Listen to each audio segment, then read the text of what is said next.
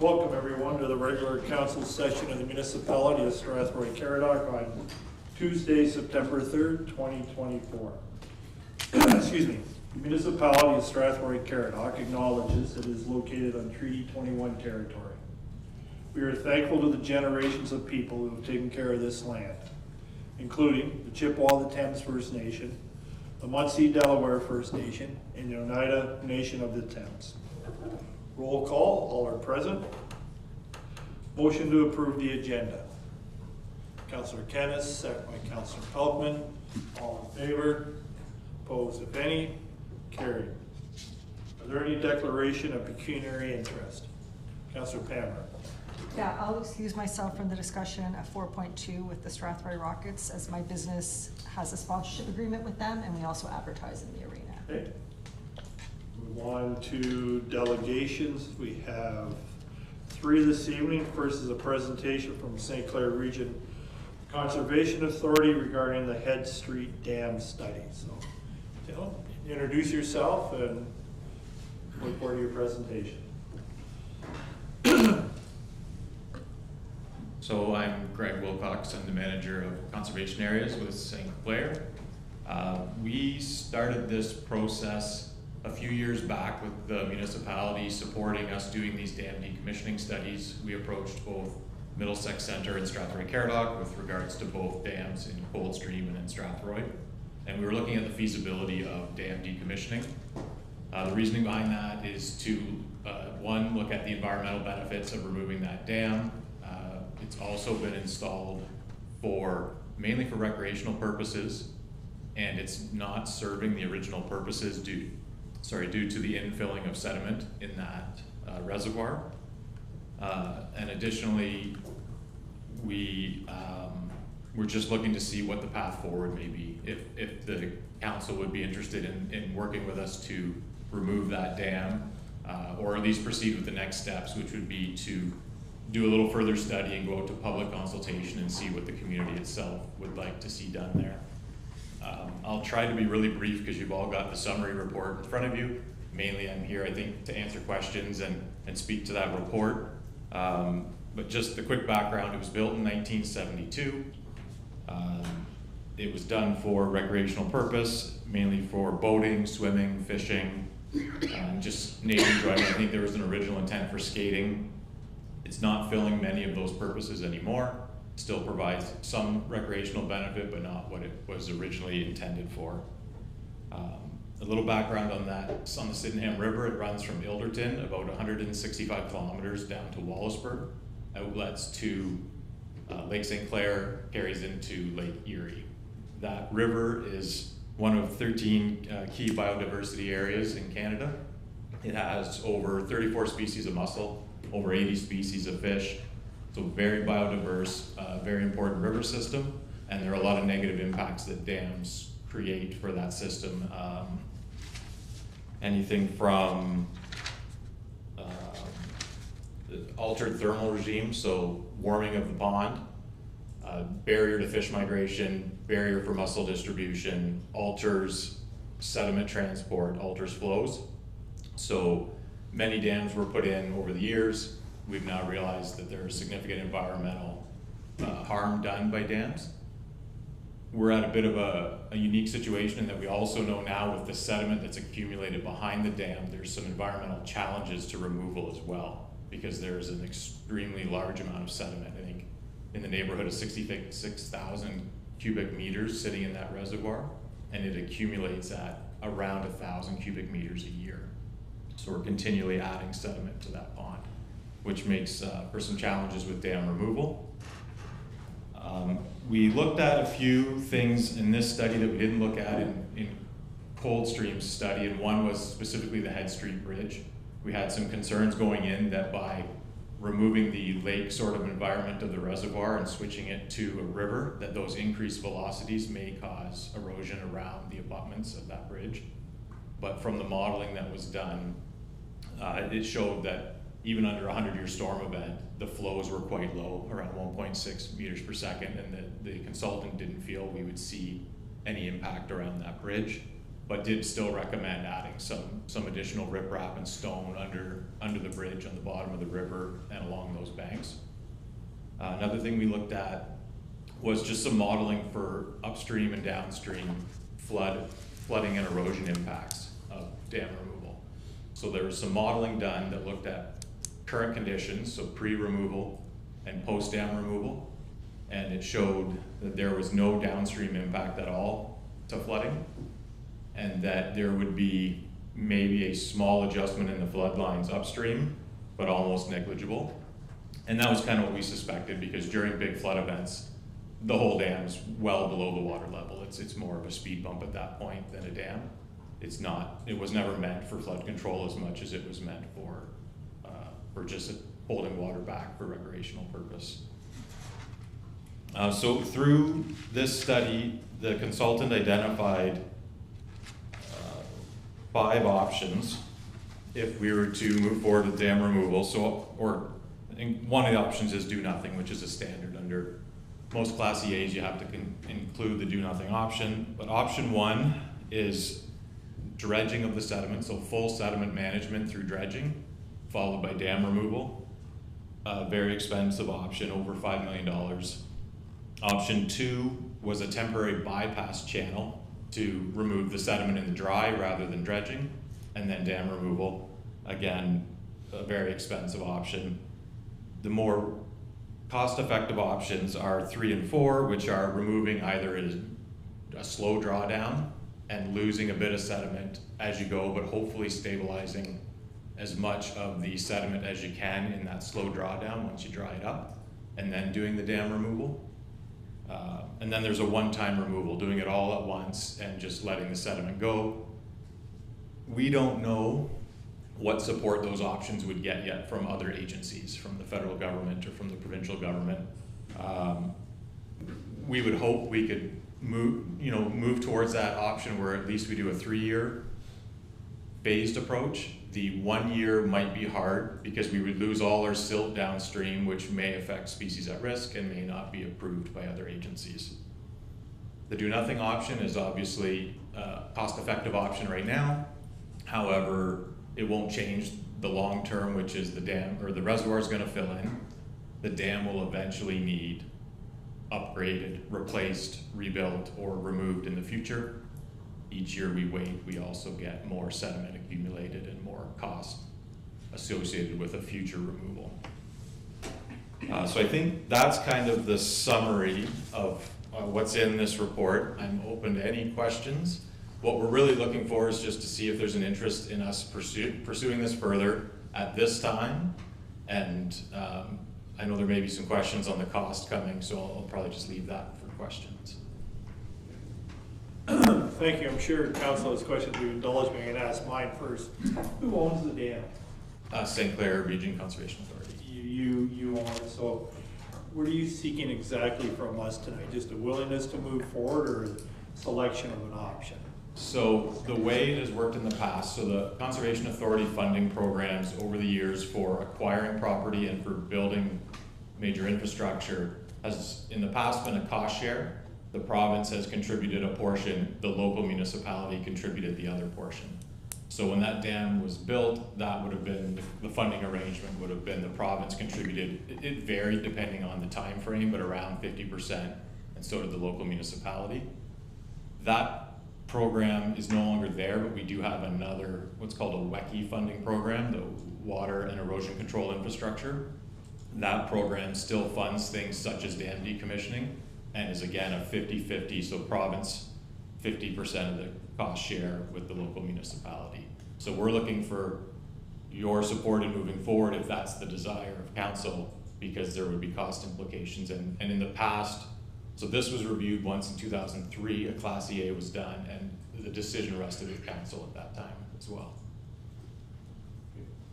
Open up to questions. Councillor Polkman. Yes, thank you, through the chair. So one of my concerns about removing the dam would be that we have a significant amount of sports fields and play equipment and stuff that if the river changed its course, we would lose all that. So my question, I have 2 questions. The first is, why can't you leave the dam in place but just pull the logs? Would that not maintain, do the same thing as drain the pond, but maintain the location of the flow to make sure that it channels down the same channel that it currently is? Okay, so the stop logs, you can remove them all and it will still channelize the flow through that path, but it wouldn't handle that much flow. The stop log channel is small. It would handle your low flow, but you'd still be backing up and flooding everything every time you had a storm event. But isn't that gonna happen anyways with the natural closure of the Head Street Bridge? Of the dam? Well, the channel, like the whole area narrows to go underneath the bridge. So is that not a natural stopgap that's gonna back up the river anyways? Yes, you're gonna get some flooding back every time because that dam is a pinch, or the bridge is a pinch point. But I think you're gonna see some ponding, even if we pull all the stop logs, you're gonna still maintain some level of reservoir. It may be much smaller, but it's still gonna be there and it's still gonna impede. Like the stop logs all removed will still have a drop in water level, so you'll still have the barrier to fish migration, barrier to mussel distribution. You'll still be warming water, but not to the same degree. It would show improvements in some of these areas. Right. Can I ask a second question? Thank you. Yeah. So one of the two issues that we're having with the river now is there's a significant bend in Alexander Park that we're losing a couple of feet a year on, and then also in Centennial Park, close to the pump house, or close to Albert Street. Would there be any way that we could, if the dam were to be decommissioned, that we can get protection for erosion from those corners so we don't lose any more park? Because then I'm worried about just the speed of the water coming through and losing more parkland every year just to the erosion of the bend.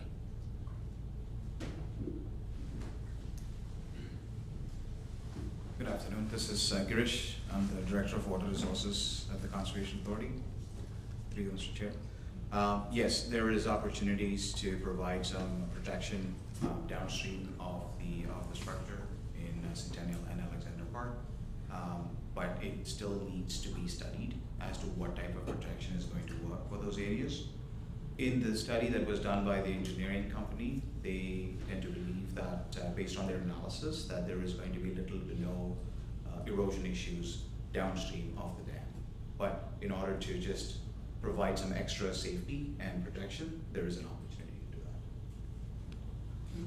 that. Any other questions? Councilor Brennan, then Councilor Kennis.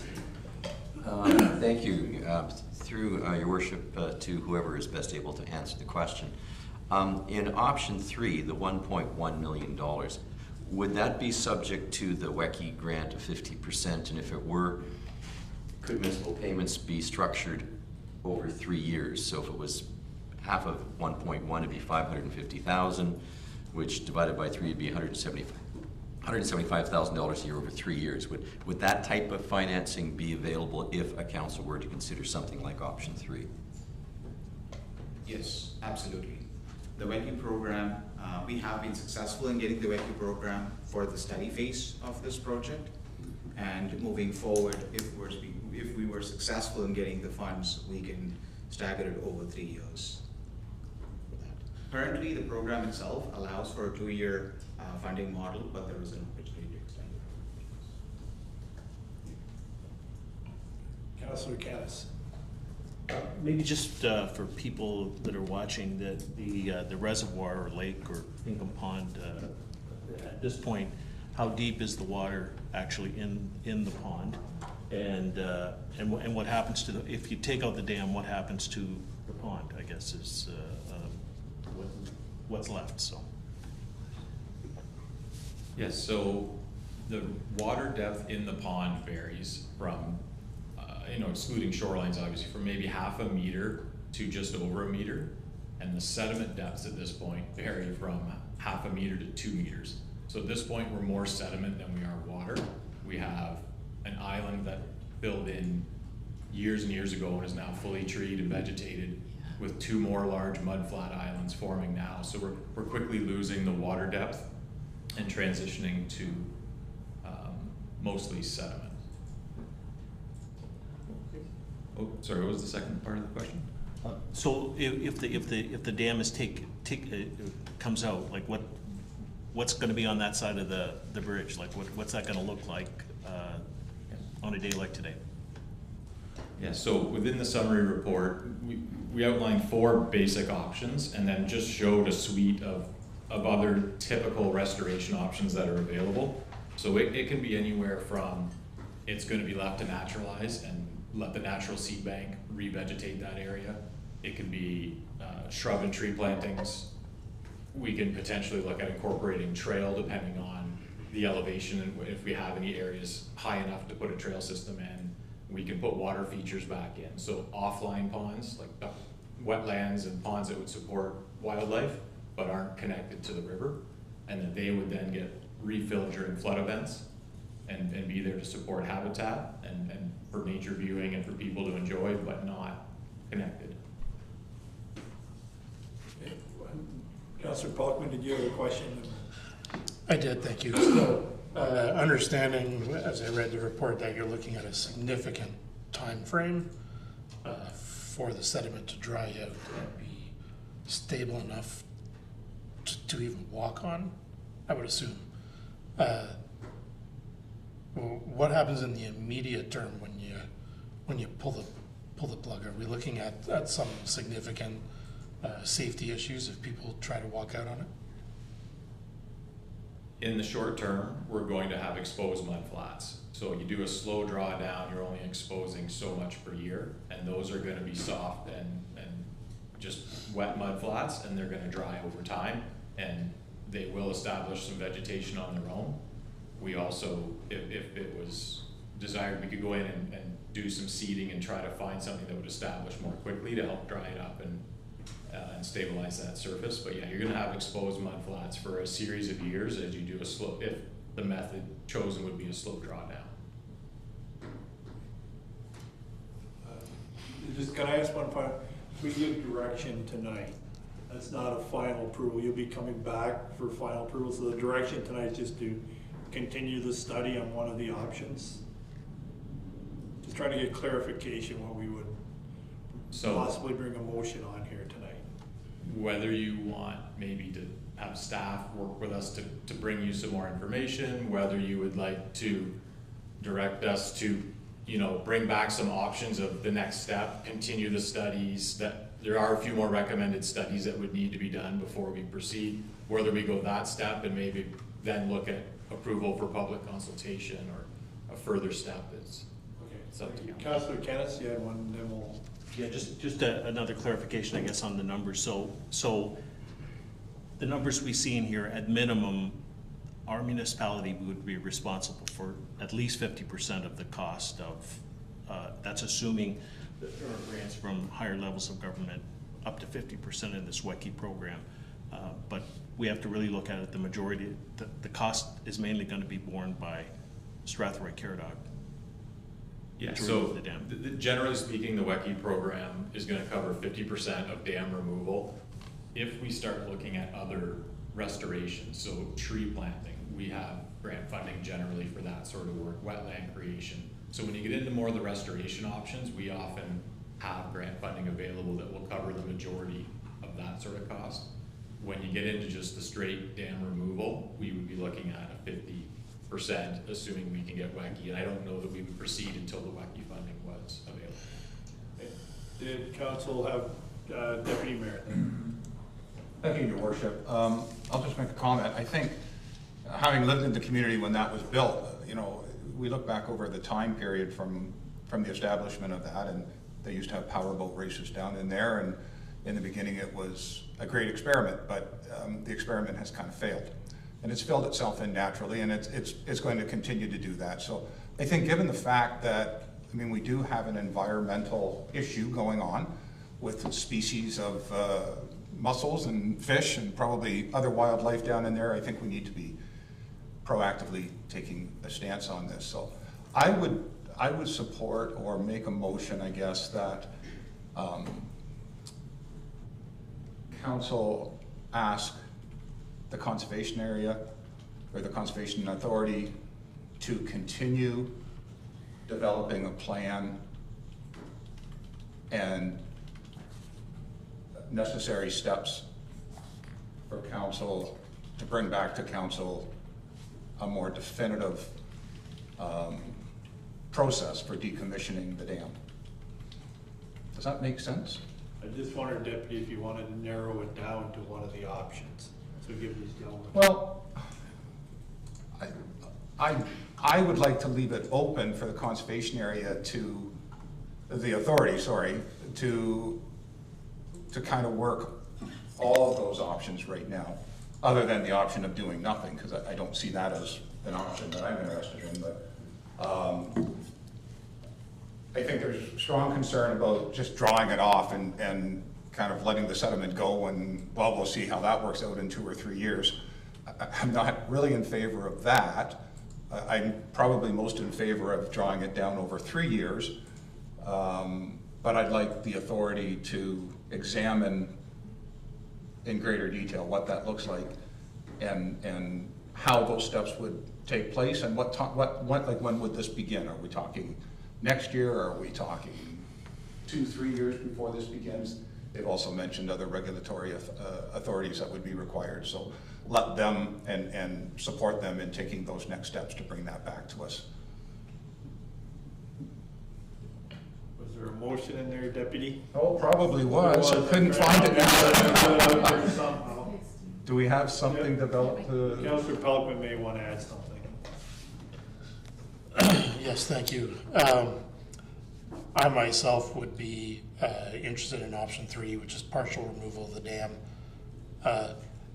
But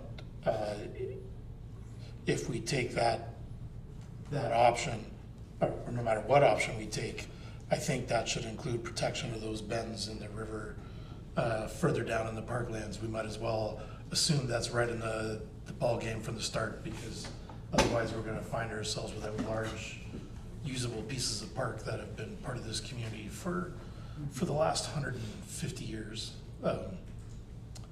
But I would also like the Conservation Authority to investigate whether or not it's possible to keep a narrower channel to ensure that the river stays in the path that it does and not start going across the Cuddy Sports Fields. Looking for a resolution. Councillor Brennan. If the motion is to ask the Conservation Authority to investigate the feasibility of option 3 with specific emphasis on minimizing erosion within Strathroy-Caradoc Park system, I'd be willing to second that if that's what was being moved by Councillor Pelkman. I think that's aptly worded. Okay. Do you have a seconder? So we have a seconder on that motion. Now we can entertain the motion on the floor, Councillor. Yeah, I've got a question. Just looking at the map, I'm looking at the drainage project that we have where we're reconstructing Queen Street, and we just bought property to outlet into this reservoir, and if we're going to drain this reservoir, then there's an extra few hundred feet that we have to take to get to the river. Have we looked at how that drainage project is going to have to change and any cost or anything with the conservation area? Or has any of our departments looked at that, or where are we at with that drainage and this project? I don't know if anyone can answer that, whether Manager Zuber-Buehler. I'm going to suggest that we're maybe a little bit ahead of it, and they may want to add it to the scope, but I don't know if somebody wants to. Yep. Through the chair to council, no, the answer is no, that hasn't been considered at this point. There would have to be some further review from the municipality standpoint of what drains empty into where and how that's going to be impacted upon the decision. Councillor. As a follow-up then, could I ask that we make a friendly amendment that we consider the municipal drains, including the one that we're building on Queen Street, and the impact that that's going to have with the dam removal? Councillor Hoffman? Yeah, I'm agreeable to that amendment. Okay. Seconder, okay, thank you. CAO. Through the chair, sorry council, I did want to just bring your attention, just so that council is aware, if you look at the cost breakdown, just to note that the capital costs do not include the consultation, engineering, or permitting costs. So I wanted council to be aware that amount will change. So if council wants to perhaps provide direction for a refinement of that amount, just so council's fully aware of what those costs might be. Any other questions? Councilor Brennan? Just to emphasize the importance of this, it's not necessarily well known that, and I could be wrong on this, but I believe I heard this at a Conservation Authority meeting, that the Sydenham River Basin is, I think, the most biodiverse area of Canada in terms of the number of species. I think I got that right from some of our some of our conservation meetings. And there are a large number of very significant populations that are found only in this river in Canada. So whether we like it or not, whether the Conservation Authority is paying or we're paying or the province is paying, we are to some extent custodians of a natural heritage here.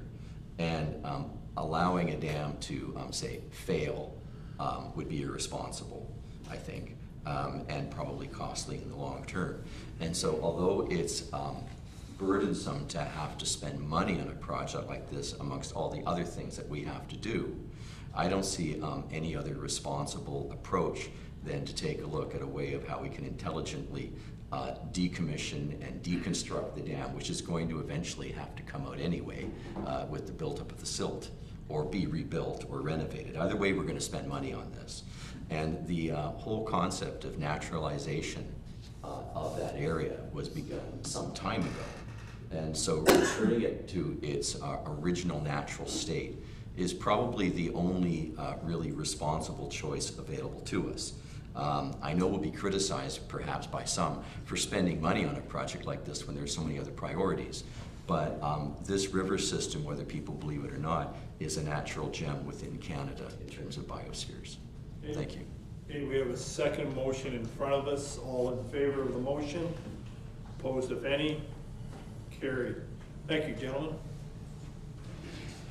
Next is the Strathroy-Rockets Hockey Club sponsorship advertising proposal. A little slip there.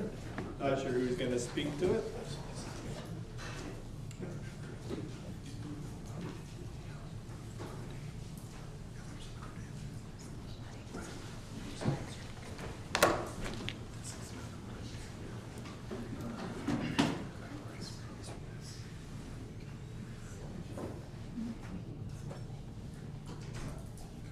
You're up. Hey, yeah, thanks for having us today. My name is Corey Conacher. I am the owner of the Strathroy-Rockets, joined by Andrew Ferlot. He's GM, and Ron does a lot of the advertising, marketing stuff for the team as well. I just want to do a quick introduction. Ron will take over mostly for the proposal today. I just want to introduce myself and just tell you guys how happy I am to be a part of the Rockets organization and be a part of this municipality. You know, this is hockey's been a dream of mine. Making the NHL was a dream of mine. I've been fortunate enough to play 200 games in the NHL and play with a lot of my idols. And I knew I always wanted to continue hockey after I was done playing. And this was one of the ways to do it. And I want to, you know, hopefully, you know, helps a lot of these kids do the same thing and allow them to you know, fulfill their dreams as well. And you know, our goal coming here and owning this team isn't only to bring a winning team to this municipality. I mean, they do win to this community. The Rockets are truly the team of this community. I've already noticed that for the short period of time I've been here, there's a lot of people that are fans of the Rockets. You know, so we want to continue to win here. But we also want to be a big part of the community as well, and we want to be a part of the youth hockey as well, and have our kids, our players, be involved a lot in the community. And I know Andrew and Ron have already met a lot of people, a lot of local businesses that are interested in helping us as well. And like I said, have the residents here and the people continue to enjoy the hockey here. So. Thanks for having us. Like I said, it's the short time we've been here. It's been nothing but you know, it's an excitement for me, and like I said, I love being part of the game still. And you know, hopefully Ron can take over and we can come to an agreement with our proposal as well. Thanks, guys. Thank you. Thank you, Council, for having us tonight to talk about the Strathroy Rockets and our proposal to entrench the local business community further through a sponsorship and involvement with the team. My background has been involved in minor sports and sports recreation for about 30 years, including working with what was then the 8 Canadian NHL clubs on sponsorship. So we understand the value sponsorship can bring to not only the local business but to the community in whole. As Corey alluded to, we have spent some time in the market meeting the local businesses and discussing with them and understand the value they place on the team and how important the team is to the community. Sorry, I struggle with that word sometimes. The community, and we definitely want our proposal and our involvement with the municipality and the facility to sort of reflect the values of the local business. We did put forward a proposal that was based on some historical information that previous ownership worked under. Since that time, we've had discussions with municipality staff, and we feel that there's maybe a direction that we can take that is more beneficial to all stakeholders. But our main goal in working with the sponsorship opportunities, mainly the rink boards and any signage on the walls or on the glass area around the rink, to come up with something that's valuable for everybody. We want to make sure that we're doing this right. We want to make sure that we're offering the local businesses the proper value, coming in with the understanding that this is not the Toronto market. We can't charge $1,500 for a rink board. It won't work here. It's not fair to the local businesses. So we want to make sure that the arrangement that we arrive at with the municipality is fair and equitable to the municipality, to the local businesses, and to us as the Strathroy Rockets. So we are going to request that we can have the opportunity to come back for the September 16th meeting with a revised proposal that would see us work hand in hand with the municipality in doing the rink board advertising, and other signage within the facility contained within the rink. 24-25 season and then beyond. Again, the goal is to give the local businesses an opportunity to remain engaged with the community through the club. We understand that there are other users of the facility, and we're successful with local businesses. Those local businesses will also be exposing themselves to other users of the rink. It's not just about the Rockets, it's about every user of that facility, and the opportunity for local businesses to connect and engage with those users. Councilor Hibbert, sorry. Sorry. So I know that you're coming back through yourself. This is just a comment through the mayor to the three of you.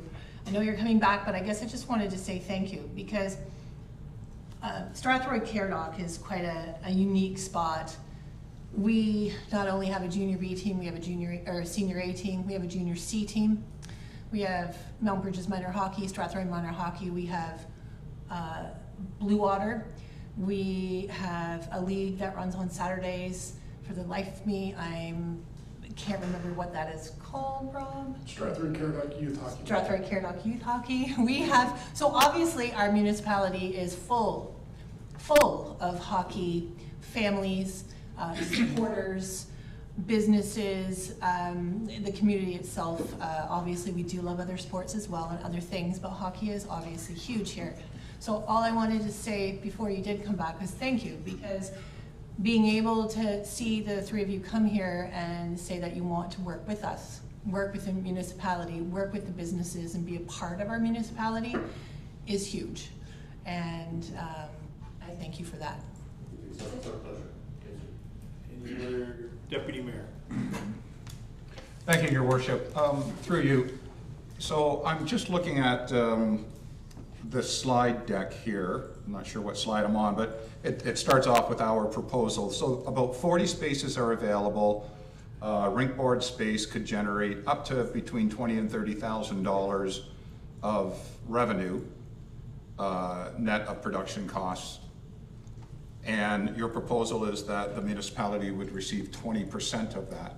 So that was our original intent based on the historical precedent set by the previous owner.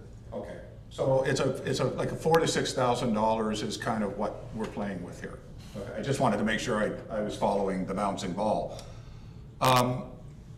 So my question, Your Worship, would be, $4,000 to $6,000 is significant money, but rather than that just turning over to us, is there an opportunity for the Rockets Club and their management, ownership, to work with our recreation department to see that $4,000 to $6,000 be directly put back into youth hockey with all of the groups that Councillor Hippel has just mentioned? Can they manage that $4,000 to $6,000 and they put the money back into the program, which takes that burden off of us? We don't need to bring in $4,000 to $6,000 and disperse it. I would like to see the club do that themselves and make that investment back into our community.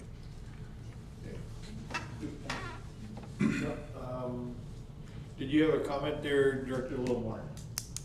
Through your worship, the money that's raised to the municipality is used to offset user fees to ensure that the ice rental rates are kept at a reasonable rate.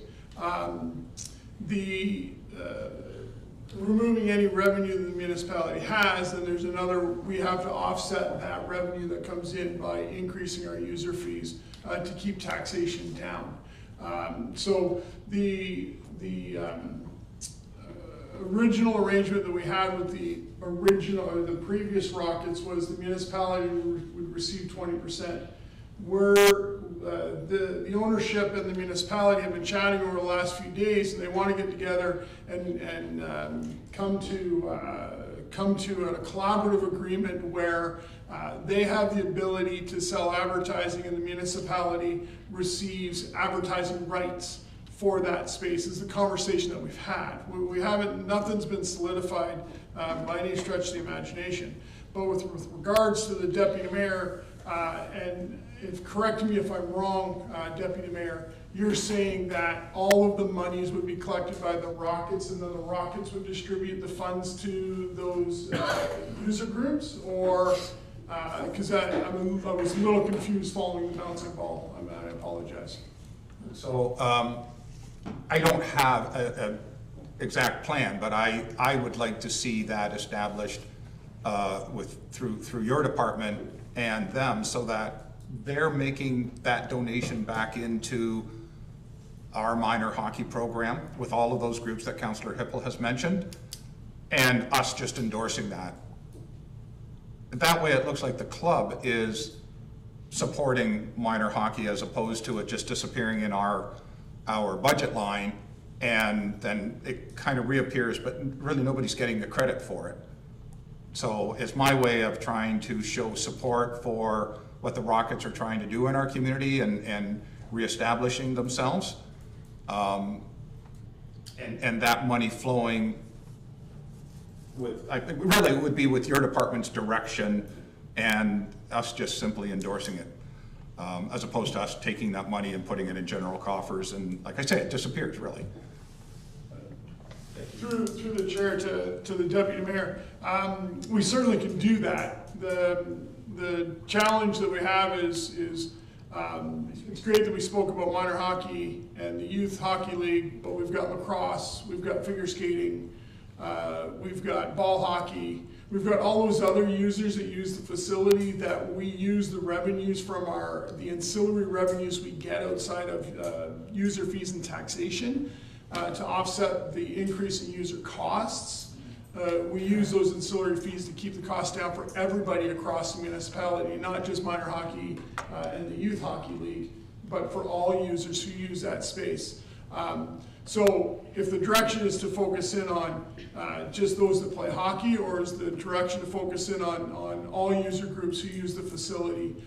Because that's how we keep our ice rental rates down, our floor rental rates down, and so on. So I'm just trying to get some understanding or some clarity with regards to that while we go into the conversation. Councillor Pelkman, you had your hand up. Yes, thank you. So since the club is coming back, will there be a little bit of a staff report that would clarify? I think one of the questions I know is the municipality currently have staffing out soliciting advertising on rink boards? Through the chair to Councillor Pelkman, the intentions would be to come back with a draft agreement and a staff report to the September 16th council meeting. To answer the second part of that question, we don't have staff who are out kicking the tires trying to sell advertising. And would that report then include, the rough cost of, because I'm assuming we install the boards? That's correct. Yeah, so we'll get a rough cost of how much we're spending each year to put them up and maintain them. Through the chair to Councillor Pelkman, that's correct, yes. Any other questions? Okay, first of all, thank you. When is the home opener? 21st. And secondly, a comment to the director and Councillor Hippel. Don't forget beer leagues. Beer leagues are important. Thank you. Look forward to seeing you again. Next is petition for new drainage works. We have a petition for new drainage submitted by landowners for lands identified as Willow Creek Golf Course, located in concession 3 and 4, service point lots 24 and 25 on Metcalf Street. Let's have a motion to accept the report first. Councillor Kennis, second by the Deputy Mayor. Did you want to speak to the report? Okay, thank you. Through the chair to council, again, this is the sort of the first step. This is the petition for new drainage works. Just so council knows, the entire process will probably take 18 months to 2 years to complete. But again, this is the first step, and the recommendation before you tonight is to move forward to authorize Street Associates to prepare the engineer's report on this matter. So that's what we're looking for direction from council tonight. Okay. Any questions on that? Seeing none. Councillor Pelkman, then Councillor Derbyshire. Just my question is in relation to the first petition that we had, or delegation we had with the St. Clair Conservation Authority. I'm assuming then that any report we would get would at least discuss the impact of removal the dam might have on the lands for this petition. All of that information will be considered as part of the study. Councillor Derbyshire. So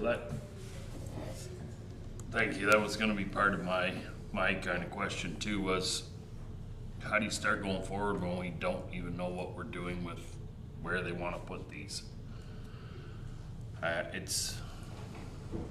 don't know. I guess again, if it all works part and parcel, then hopefully it all works out. Any other? Councillor Kennis. Just on that, I haven't been part of a few conversations between the owner and also being involved in the Conservation Authority. I think what Spreets is going to try to figure out is whether something will actually even work or not. So that's, I think, what step number 1 is. So. Okay. Any other questions? Seeing none, all in favor of accepting the petition? Opposed, if any? Carried. Sorry, Chair, to clarify, we still need to authorize Spree Associates if that is the will of council. Okay. I believe the first motion was just to receive it. Well, I accept it. I apologize. So a motion to authorize Spree to prepare an engineer's report. Councillor Pelkman, second by Councillor Brennan. All in favor? Carried. All in favor, the last part. Approval of minutes, we have 3 minutes that need to be approved. Motion to approve all 3 of the minutes. Deputy Mayor, second by Councilor Pammer. Any questions on any of the minutes? Seeing none, all in favor? Carried. We have, I'm just gonna do the count real quick, a number of, we have 11 correspondents in front of us. Before we do a motion, who would like to speak to any one? Councilor Hippel. Sorry, 6.1 and 6.3 I'd like to pull out. And then I have a quick ask. On the 6.1, I believe the communication piece, the person that wrote that piece, the community member is actually here. Is she able to talk to that? Yep, go ahead. Yes, that would be at the discretion of the chair. I'm okay with that. Let's wait for that. Anybody wish to pull any other communication? I'm just gonna speak on 6.2 just real quickly when it gets there. And I would also like to speak on 6.6. So motion to receive all of the, sorry. I think 6.4 is asking for Resolution endorsement as well, so. Yep, okay. So, let's do this. Let's start with Sherry Facenda. We'll have her speak to her correspondence, and we'll come back and approve everything.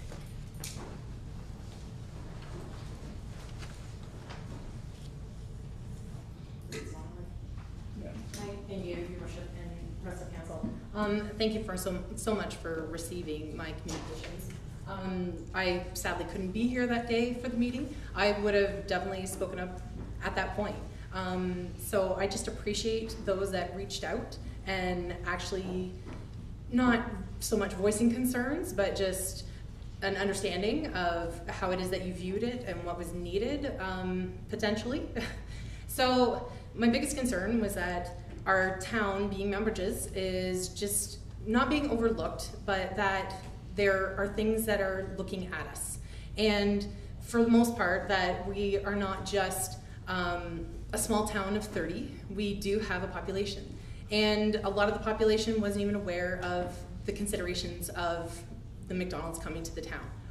Not even that it is just McDonald's in itself, but we do need to keep expanding in our commercial sectors. Our commercial businesses themselves feel like they're struggling at times, only because of maybe not being seen all the time and stuff like that. So a bigger business in that aspect does show that, coming through a town, all of a sudden, oh, I might stop at this location. I might stop at this other location. Now that I haven't, been out here, or I do it myself. I go out to some of the other smaller towns and it's like, I didn't realize that was there until I actually was there for maybe a bigger purpose. So just to be aware of the other businesses that are in town, that this is just as important to them as it is to the rest of our community to keep growing.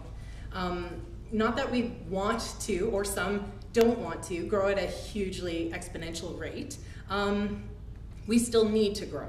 And I guess it was just a bigger aspect of that I wanted to say something because I know I believe in it, right? I run for council, and if I was to just sit back and not voice it or say anything about it, then I wasn't gonna feel good about it myself.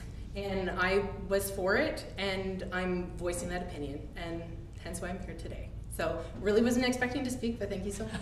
Thank you. Thank you very much. I'm going to speak on, Councillor Pelkman. Yes, thank you. Unfortunately, the issue about McDonald's was I'll say drowned out by some very loud voices, and with the exception of an awkward corner, I think a lot of people would have liked to have seen McDonald's placed in Mount Bridges. What I will say is there is a significant portion of Mount Bridges that wants nothing. They are against everything, and they are making that very clear by their posts on the Just Ask sites and everything else. So for the people who are being quiet, you need to pay attention and you need to speak your voice and maybe drown out some of those other voices that are speaking louder than I would suggest a portion of their population represents. But unfortunately, they are currently the ones who are speaking loudly and are the only ones being heard. Thank you. Deputy Mayor. Thank you. Just very quickly, I received the correspondence from Sherry, and we did speak back and forth about it. But what I will say is, in my from my viewpoint, what we decided that day was not about the name on a building or what they were producing. It was that a development either fit or didn't fit on a piece of property. And that's essentially, I think, what we were truly dealing with, and I think that's how this council dealt with it. So I think that's important that people understand that. Thank you. Thanks, Sherry. Just want to speak real briefly about 6.2, which is a request from the Strathroy Legion to hold their poppy campaign. They don't need permission, but what I wanted to speak to was this is an important anniversary, and I can't remember if it's the 75th anniversary of the poppy or the Legion, but as part of this year's poppy campaign, have people creating their own poppies. So it'll be a poppy blanket at the cenotaph that day. That's what I wanted to highlight on that request. I think Councillor Hippel, you want to speak to 6.3. Yes, thank you through yourself. 6.3, so Childhood Cancer Awareness Month. I mean, ultimately what they're asking for is for us to also proclaim September as Childhood Cancer Awareness Month in Strathroy-Caradoc. I mean, there's a lot of things that we could do, and we get a lot of communications each time we have a meeting, but we have an amazing hospital in our municipality. We have an incredible amount of younger and older families in this community, but we also have a lot of illnesses, and we have things.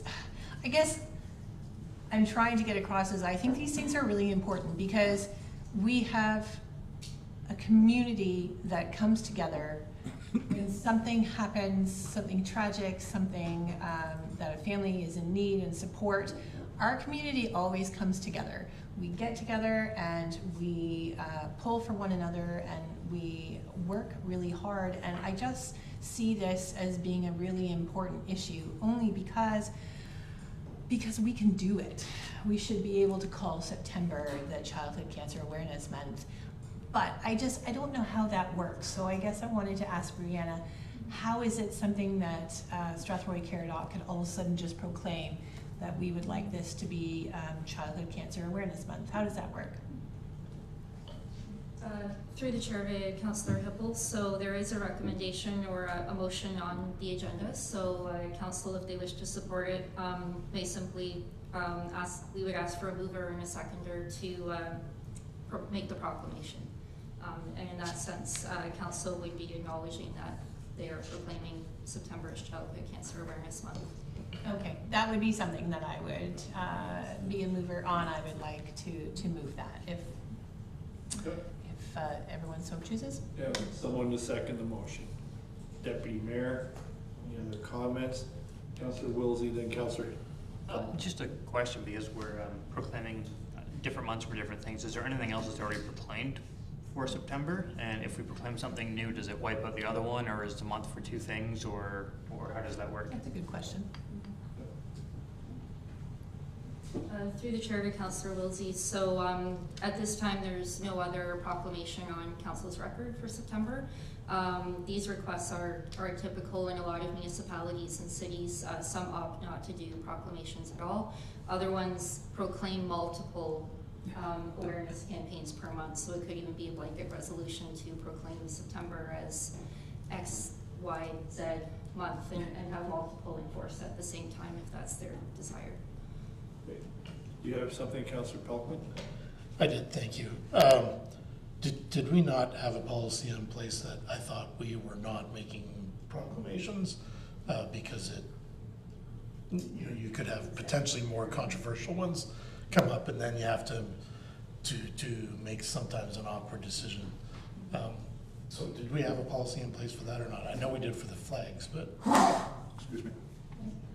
Through the chair to Councillor Palkman, so I understand past practice is not to issue proclamations of this kind or other kinds. I don't believe we have a formalized policy on the books unless council would like to direct such a policy. Councillor Pammer. So can you just clarify then, Brianna? So we as a have not historically done any proclamations? Is that what you're saying? Through the chair to Councillor Pammer, I can count on one hand the number that have been done, and in my time here I'd say one or two. So typically the request does come through as a communication, and either it doesn't get pulled or just rests on the agenda. Any other? Councillor Brennan. In the past, the danger has been, as Councillor Pelkman says, that the good intentions of council to have proclamation for what is universally accepted as a good cause is then followed up by other groups coming forward with more controversial requests, and council having lengthy debates about whether or not we should proceed with them.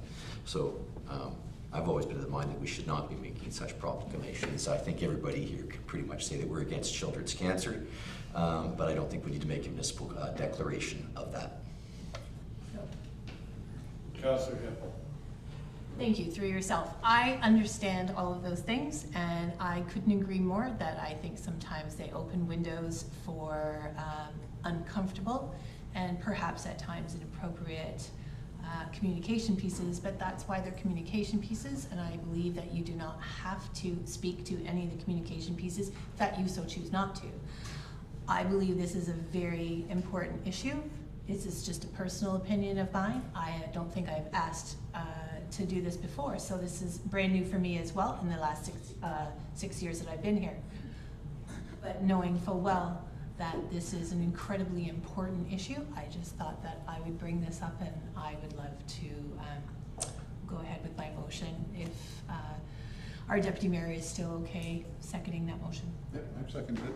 Okay, so we have a second motion. All in favor of the proclamation? Okay, opposed if any? Okay, so I'm gonna do the count here. I think it's defeated. It's defeated. So then moving on to 6.4, which is the CN Rail, I don't think there's a proclamation there. Can I just want to comment on it. I actually wasn't to support it. I just was going to make the comment that CN should play an important role in this as well when it comes to repairing crossings and you know, so I don't really care what I say, but I think that you know, if they talk about safety, they should keep their end of the safety deal as well. So. The only other one that I wish to speak on was 6.6, the resolution from, joint resolution from AMO and OMA regarding positions shortages. I think we all hear from our community that there is a shortage. I hear about it constantly. We talked about it at AMO, so I just want to point out that, that communication. So now a motion to accept all 11 communications, even though, tell me I'm right, that even though we didn't agree to 6.3 or 6.11, so it'll be the other 8, correct? We should still receive them for information. Doesn't mean we receive them, yeah, receive all items for information. Okay, Deputy Mayor, second by Councillor Hippel, all in favor, carried.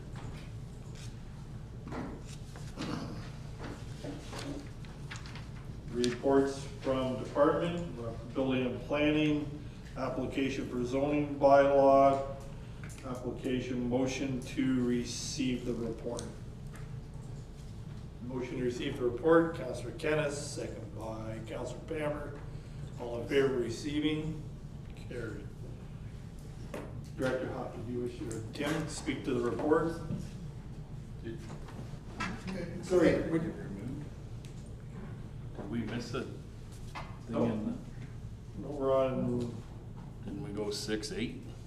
We don't talk about that. Did we talk about 7? no, it's not to be voted on, it's my motion for next, right? 6, 11, 7 was in my notice of motion, Counselor. That's what I thought. I thought we Yeah. mentioned it. I just didn't think that it was voted on. I thought it was just brought up. But Tim? Okay, thank you, Mr. Mayor, members of council. This is an item that is a rezoning application for 251 Burns Street. It's on the north side of Burns, between Milner and Oak Street, sort of west of the fairgrounds and park area there, or sorry, east. It's a property that is shown in red and yellow on this drawing that's in front of you in terms of the location map. It is within the residential sort of singles and semis within the area. The public meeting occurred in almost 2.5 years ago now, and I'll go through some of the comments that were received during that process. This is an application where there are 22 townhouses proposed and 2 single detached homes that would front onto Burns Street. So from the street itself, it would appear as though those 2 single detached homes would be then on either side of a new private road. And maybe if we can flip to the next page, it would give us, or even the next one after this, I can remember all those points. You'll see the driveway run sort of north-south on this drawing with a hammerhead midway back to near the rear of the property. The townhouses are in 4 blocks. There's a semi-detached dwelling, so two units, one building itself, just on the left-hand side of that driveway.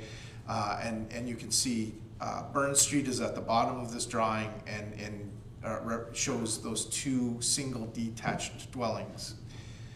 This design was created so that the existing dwellings on Burns Street would not be directly adjacent to a driveway. As you can see, it then turns slightly to the left to be more centered on the remainder portion of the property. While I'm still talking about the roadway, I'll note that there's a hatched area at the top. And this is an area that would be a future municipal right-of-way.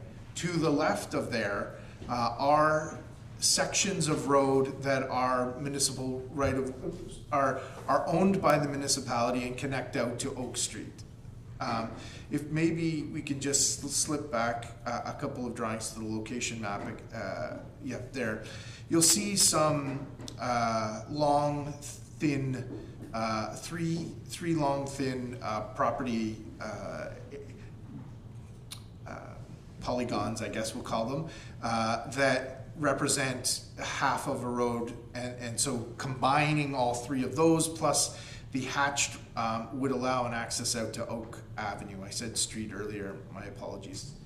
Stuck with Burns Street in my mind and just said Oak Street. Nonetheless, that's a future connection. It also is a future connection to potential development sites to the north, and so this application would have the potential to extend that connection to allow a greater connection to that parcel to the, I'll call it north east, for that purpose.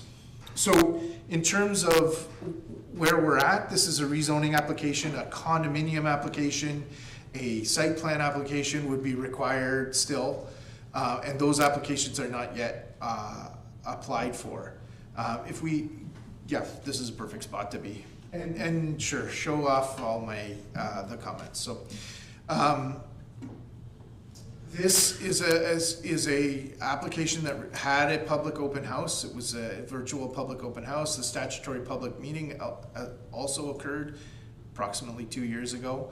And then there were a number of items relating to hydrology, relating to stormwater management, relating to overland flow that took some significant time for the applicants to review, to provide additional information.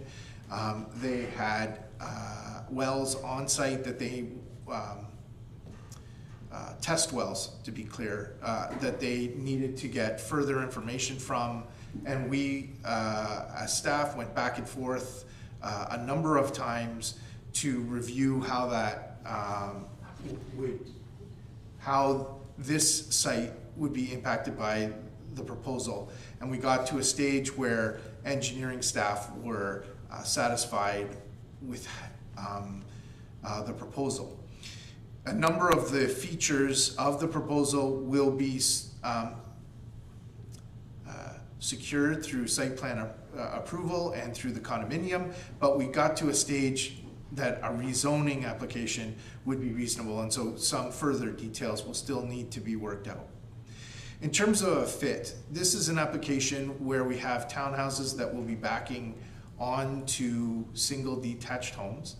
The proposal is for townhouses that have 9-meter rear yard setbacks. That's meeting the zoning bylaw standard. So this isn't an ask on that front. There was a discussion with the neighbors either during the open house or even at the statutory public meeting about the height and the difference between those homes on Milner, for example, where they're single story and then these ones are proposed at 2 stories, and how do they know that it wouldn't be more? The zoning bylaw allows for 15-meter height on as of right in the R1, R2, and R3 zones. So this is how do we, if they're changing the grades because of water and all these things, how do we address that? So this site-specific zoning bylaw that is before council in the bylaw section tonight has a provision that references the crown of the road on Burn Street. So that's not going to change with whatever grade changes occur on the site. So if they add 3 meters of fill or 3 feet of fill, the height would be based off of that fixed point. And the zoning bylaw includes the elevation in it as well so that there's greater clarity. And it's for that reason that staff are supportive of the height and the fit within the community with regards to that. There are additional well and sand points. It says well and sand point protection. Those are wells and sand points for adjacent properties. So during any dewatering, there'll be a requirement for us to have, as part of the site plan process, we will be looking for them to have a program to ensure that there is protection of those sand points and wells. That's not something that we can necessarily address in a zoning bylaw amendment, but it is something that we will include in terms of securing that at site plan and condominium. So those are the consultation points. Just looking from a policy perspective, which would be the next slide, the provincial policy statement supports infill development such as this. The county official plan looks and supports infill, but also supports development on full services, as does the local official plan. And this site will be an intensification, but it still meets all of those intensification policies that are on file. There is natural heritage policies in both the county and local OP that are being respected. There is a small woodland, I'll call it, that's shown on to the north of this site, but it's too small to be considered a natural heritage or significant woodland, but it is understood that there is that woodland there. But when the county official plan was updated recently, that's OPA 3, that those lands were removed from it, not as a result of this application, but just independently when they went through the natural heritage review. So that's followed through in the local official plan if and when OPA 14 would come forward. So so I just note those pieces, and in terms of the zoning bylaw amendment, it is on file for tonight's in the bills this evening. So staff are supportive of the application because it conforms with the official plans and is consistent with the PPS. I'll leave it at that. This is a slightly dated application in terms of when it came in, but it was one of those applications where a lot of engineering work had to be done in order to satisfy staff. So, thank you. Any questions? Councillor Wilsey. My question just related actually more to your last comment about this application being dated. Just with timelines and everything there, with the public meetings being back in 2021, they were likely virtual. I'm actually surprised there's not anyone here saying they didn't hear it or they moved in since this happened or any of that. Is there a policy in place or a timeline from public meetings to an application, or just how that has to work? I'm assuming that people are going to feel that they weren't represented because they didn't live there and it was 3 years ago, and now we're just hearing about it. So there's nothing specific in the Planning Act that requires an application to be, we'll say, dead. There is a function that staff put forward as part of a policy that is endorsed by council, that if an application sits without any activity for 2 years, the municipality would consider it closed. In this particular case, it was 3 days short of 2 years since the public meeting, but there was significant back and forth with the municipality on the engineering front. Yes, there were periods of time where we would send them comments and it would be 6 months later before they provided a response, but we were continuing to work with them during that time. I would end with saying that we sent out notice of tonight's meeting to those that were interested in the past. I do understand what you're saying, is that there is a possibility that somebody moved in during the time between the public meeting and now, and they might not have been caught by this. But it is an item that's on the agenda, and I can say that one member of the public did contact me for a copy of the report. They didn't ask me any questions, just asked me for a copy of the report, and I provided them with that. Any other? Councillor Cameron.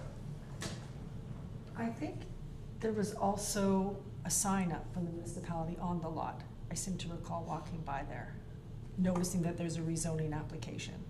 So just to Greg's comment, I think somebody in the neighborhood would have saw that also, because there was the municipal sign out in the front of the lot recently.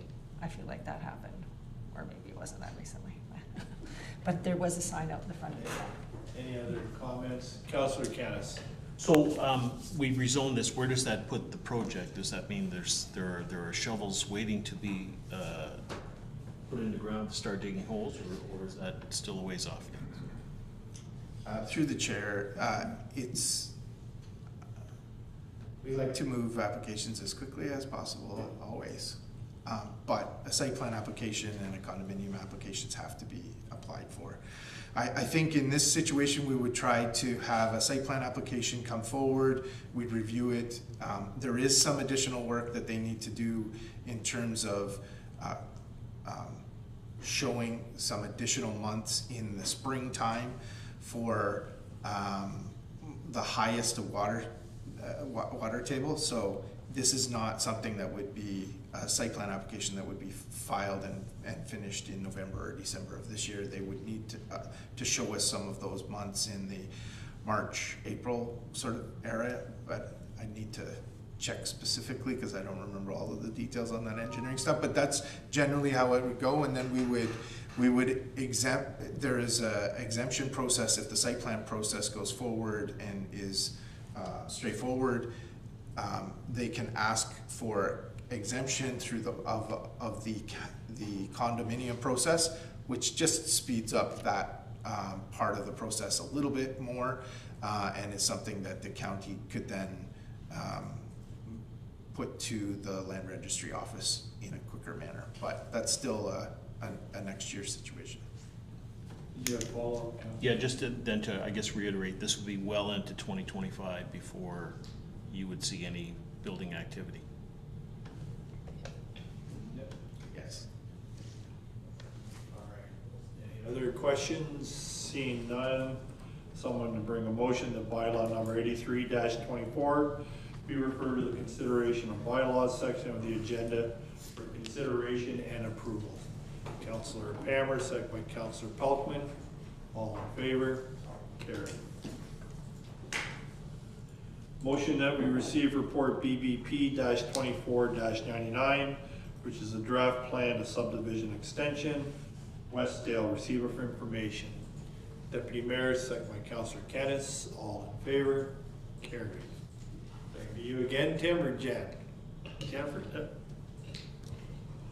Thank you, Chair. So this is a very brief report on a request for a further extension to draft plan subdivision for Westdale subdivision and Mount Bridges. It's due to lapse September 11th, 2024, and so staff have made a recommendation for an additional 1-year extension to allow for them to continue onward to finalize this this subdivision. I would note that this subdivision and the one adjacent to it, Sifton, are very closely tied together, and so in order for the Sifton subdivision, this one needs to be active as well. And I'll leave it at that. Happy to answer any questions. Any questions? Councillor Wilson. Just with this one, I noticed it's been sitting there for a while. It hasn't moved, at least in my term on council and for a few years before that.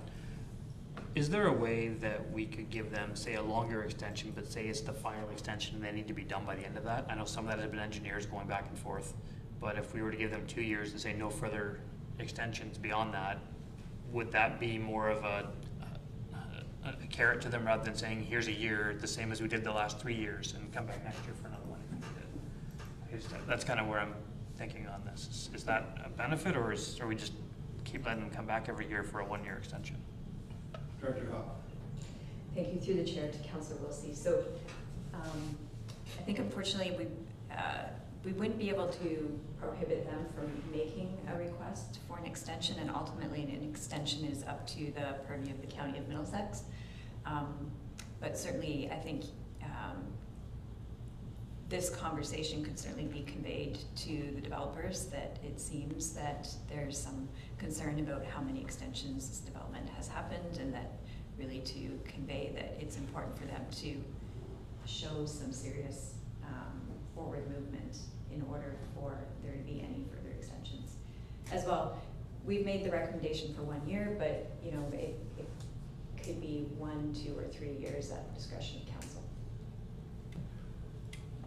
Any other comments, questions? Councillor Pelkman. I certainly agree that I think we have to grant the extension so that this can move forward, but I'm starting to get very concerned about how much this is holding up Parkview, or Park House, sorry.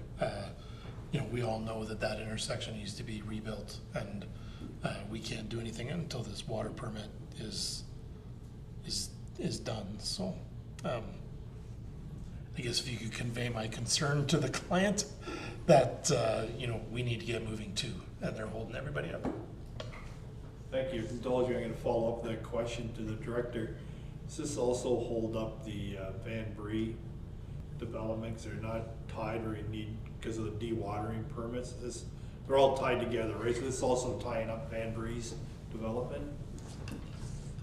Through the chair, certainly the Van Bree development does require access to the storm structures that would be installed as part of the road reconstruction project and dewatering related to Westdale. So I would actually concur with Councillor Wilsey and Pelkman that we should give strong language as we can that we need this to move forward. Any other questions?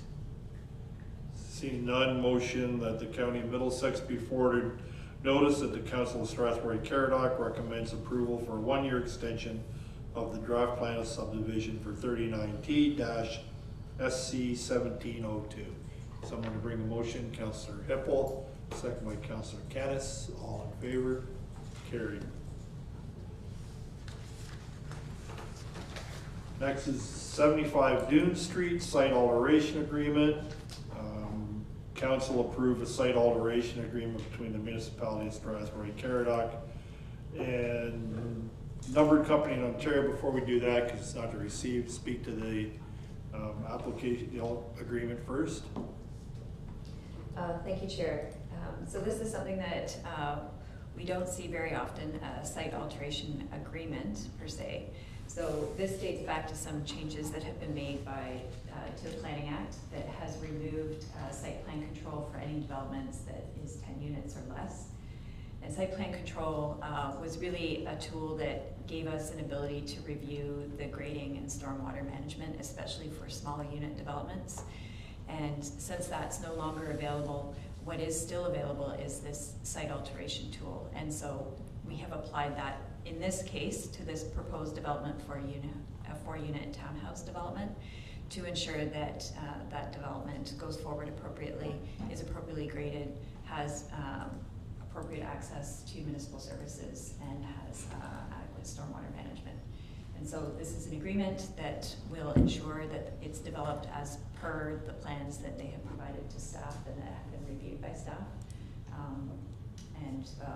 We are aware that a building permit has already been submitted, so this is a good example of an intensification infill development as a result of the severance that had happened a number of years ago. And I'll leave it with that. Happy to answer your questions. Any questions? Okay.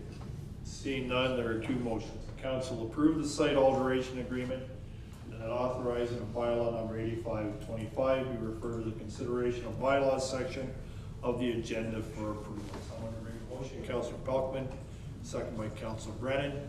All in favor? Opposed, if any? Carries. Thank you, Director. Community services, removal of the horse paddocks at the fairgrounds. Motion to receive the report. Councillor Brennan, second by Councillor Hippel. All in favor? Carried. Director Littlemore, speak to the report. Thank you, Your Worship. The report in front of you this evening is just bringing to light that there are a couple horse paddocks at the Fairgrounds Recreation Complex that were well used prior to the pandemic. But since the pandemic, there's been 0 activity on them. Fortunately enough, at the time of just starting to write this report, we got a request from the Melbourne Agricultural Society if we'd be interested in providing them with the horse ring materials, so the posts and the strapping. So staff have included that in the report. If council does approve the removal of the horse paddocks, that we provide the fencing material to the Melbourne Agricultural Society to improve their grounds. So. Any questions for the director? Councillor Wilsey. Just making sure that the second group that was on the letter, they were the ones who actually used to use the paddocks, and they're requesting that we do the donation back to the Melbourne Agriculture. Isn't that on there, that the organization that used to rent the paddocks from us is a signer to the Melbourne letter? Through the chair to Councillor Wilsey. Carrie Van Ass was a member of the Red Valley Saddle Club, which is no longer, they're defunct, so that they don't exist anymore. So the Midwestern Horse Club, which Carrie Van Ass was previously a part of the Red Valley Saddle Club. So that's how she knew about the rings. Councillor Pelkman. Yes, thank you. I guess the only point that I'd like to make is that, one way for us to support what's happening at the Melbourne Fairgrounds is to potentially move events like this to them rather than in Strathroy. They've certainly got the property for it.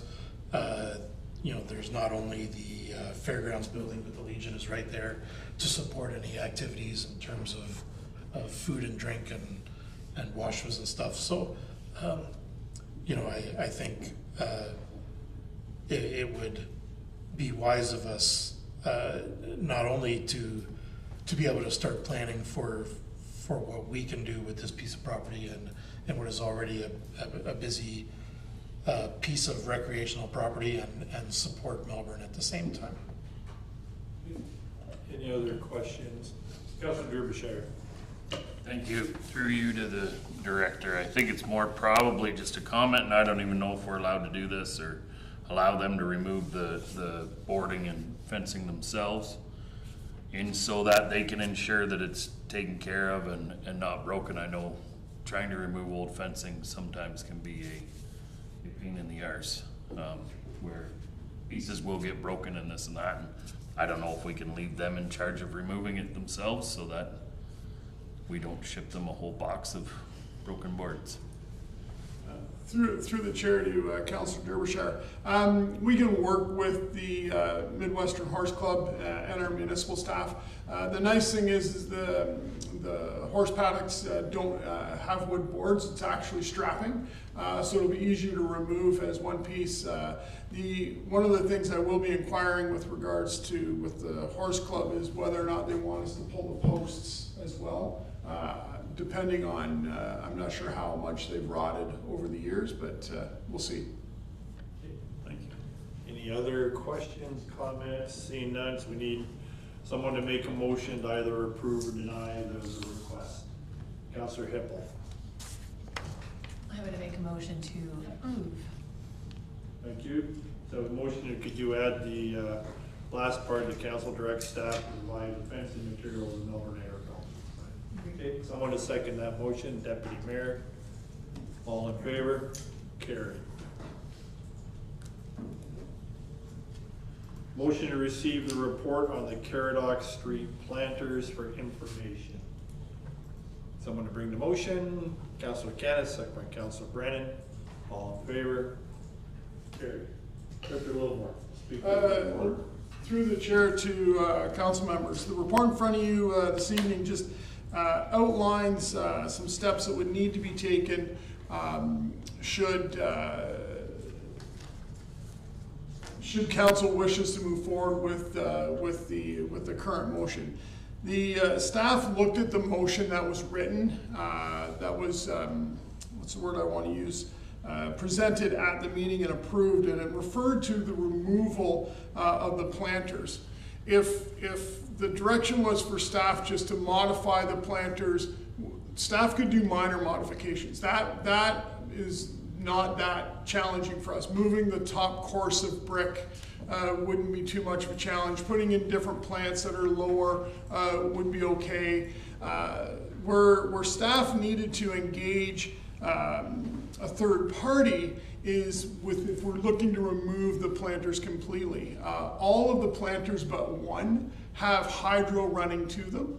There is water in many of the planters, so there's water that we need to be concerned about.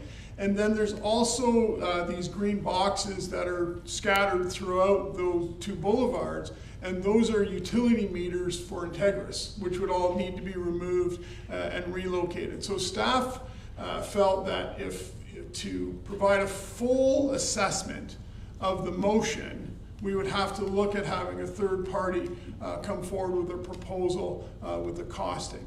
If the direction or the wishes for staff to do some minor modifications, we'd be able to come up with that, because we're not going to be looking at moving hydro or water or anything like that. So the report that's in front of you provides you with the option of doing that full assessment, including the complete removal with regards to the planters and any of the hydro relocation and water relocation and so on. So the report's there. I'm open for any questions. Questions, Councillor Penner. Not really a question. I'm just going to go back to my original motion, which is in the report, and I think that what we need to go back to is we don't need to tear them up. I mean, I think that most people agree that they have enhanced the streetscape. We have very few residents or business owners that are struggling with them.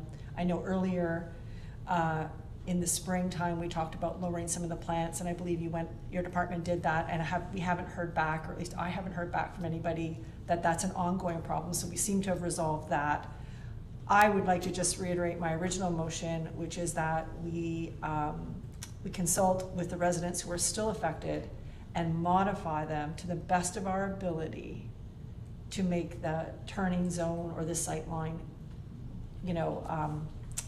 better, just as you had said, Director LeBourne, just to modify them a little bit, and make those residents, business owners who are affected, happy. I think we just need to keep it simple. Okay. Councillor Canis. Yeah, I'd agree with that. I spoke to, and I think we all got an email from the one affected business owner about a minor adjustment, and I happened to speak to that person last week and illustrated the change that needed to be made, and that was like minor. That was like 1 block or something like that. And a number of people over the last few weeks have spoken to me when I worked at the market that live on the street, and again, mostly their concern was if plants got too high, it became difficult to drive out of their drive or to drive from the side streets onto Caradoc. So yeah, I think for the most part, people are happy with the planters. There may have been a few when they first were built, that were unhappy with it, but I think it certainly has slowed traffic down on that portion of Caradoc, which was the original intent, and I think it's added a good streetscape as well. So I think it's minor adjustments that need to be made to a few bricks and a few plants. Any other questions, comments? I actually just going to jump in. I concur. I wouldn't want to spend the money on a report. I think it is minor adjustments where they're bringing in, taking down, but I think that's something you could probably handle. Director Lilborn, I don't think we need to do a major deconstruction. Let's just modify them, and I think you'd satisfy council. So, based on that though, there's a motion, so.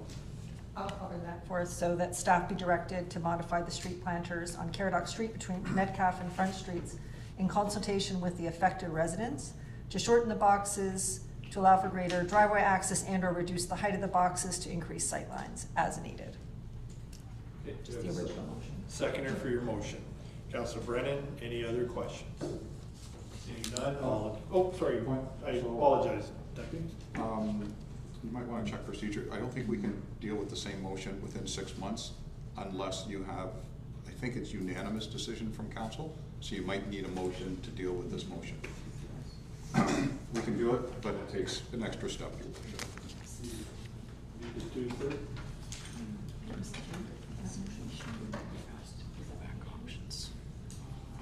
Oh, we just need a 2/3, right? 2/3, correct. Okay, so we need a motion to reopen this. Sorry, I just want to make a comment that my original motion was tabled. It was not carried. So I'm bringing forth again the original motion that was tabled. So I'm not sure what the procedure is with that. Through the chair, I believe we still need a reconsideration because there was a decision on the matter. Okay. Tabling the decision? Well, there was a further motion that was approved. It's okay, we'll get past it. And just confirming that it would be a vote in the affirmative of 2/3 majority. It's to refer for a report, Yeah. which we got. Okay. So that's, I gotta be up front here. I'm confused as we asked for a report, we got the report. That was the original motion. Now we're dealing with a motion based on that report. So I'm a little, just to be upfront to the deputy and to you, we dealt with the original motion, which was to get a report. Now we're dealing with a motion out of that report. So we're not dealing with the original motion. Rereading the original motion that was carried, you are correct. It does say that council refer the matter to staff for a cost analysis with an option. So again, the original motion that was carried does refer to a report coming back. So just based on that would be my ruling that we've dealt with the original motion. Just refer to section 42E sub clause 3. If a motion to table carries, which this one did, in the absence of any direction from council, which this did, the matter may not be discussed until the CAO or a member through a motion brings it forward to a subsequent meeting. But would that not pertain to every report when you ask for a report, deputy? If you ask for a report. No. This is, there was a motion that was tabled. Sorry, it's just a procedural thing. There was a motion that was tabled, right? So it says right in the minutes, it's been tabled. So now it says in order to bring it back up, either the CAO has to bring it up or we have to do it by notice of motion to bring it back up. Because it's the exact same motion. So just make a different motion. You can do it that way, but she's brought up the exact same motion. I'm just saying procedurally, we can't do that. That's all. Okay. Modify your motion by a couple of words there. I thought I did, but we'll try it again. That staff be directed to modify the street planters on Caradoc Street in consultation with the affected residents to, just, how about that, in consultation with the affected residents? Okay. I'll throw an amendment. Yes. Pursuant to option 3 in the report, which was it's a private alternate. Option 3 was, so pursuant to option 3 in the report, which means then we are doing one of the options from the report. Right. Okay. Someone to second the motion. Councillor Pell. All in favor? Carried. The next is the Green and Inclusive Community Buildings Program and the Community Sport and Recreation Infrastructure Fund. Motion to receive the report for information. Councillor Brennan, second by Councillor Pelkman. All in favor? Carried. Director Littlemore. Thank you, Your Worship. The report in front of you this evening covers 2 grants, so I'll try to keep them separated so when I'm talking. So the first grant that I'm going to be referring to is the Green Initiative Community Builds program. That is a federal grant that is offered through the Housing Infrastructure and Communities Canada. That program, this is, I believe, the 3rd intake into that program, and it is you have the ability to receive up to $25 million depending on what stream you go down. There are 2 streams within that grant. There is the small and medium retrofits projects, and what they refer to as large retrofits and new builds. So in the small and medium retrofits, staff went through the building condition assessments and pulled out some of the larger ticket items that are going to need to be addressed either at Gemini, West Middlesex, or the Caradoc Community Center, and identified some of those projects that are potentially eligible to the GICB program. The GICB program is for green initiatives, so the intent is to reduce your greenhouse gas consumption. So you're going to be looking for energy efficiency and pulling yourself off of natural gas or other type of fuels. So we did the 3 projects for the small to medium retrofits, and then we identified 2 large retrofits and new build, one being the Mount Bridges Arena Community Center in Mount Bridges, and then the Gemini expansion program. The other grant opportunity that just came out is the Community Sport, Recreation, and Infrastructure Fund. That program has the up to $10 million for Stream 2 and up to $1 million for Stream 1. Stream 1 is smaller projects, LED light retrofits, just smaller valued items.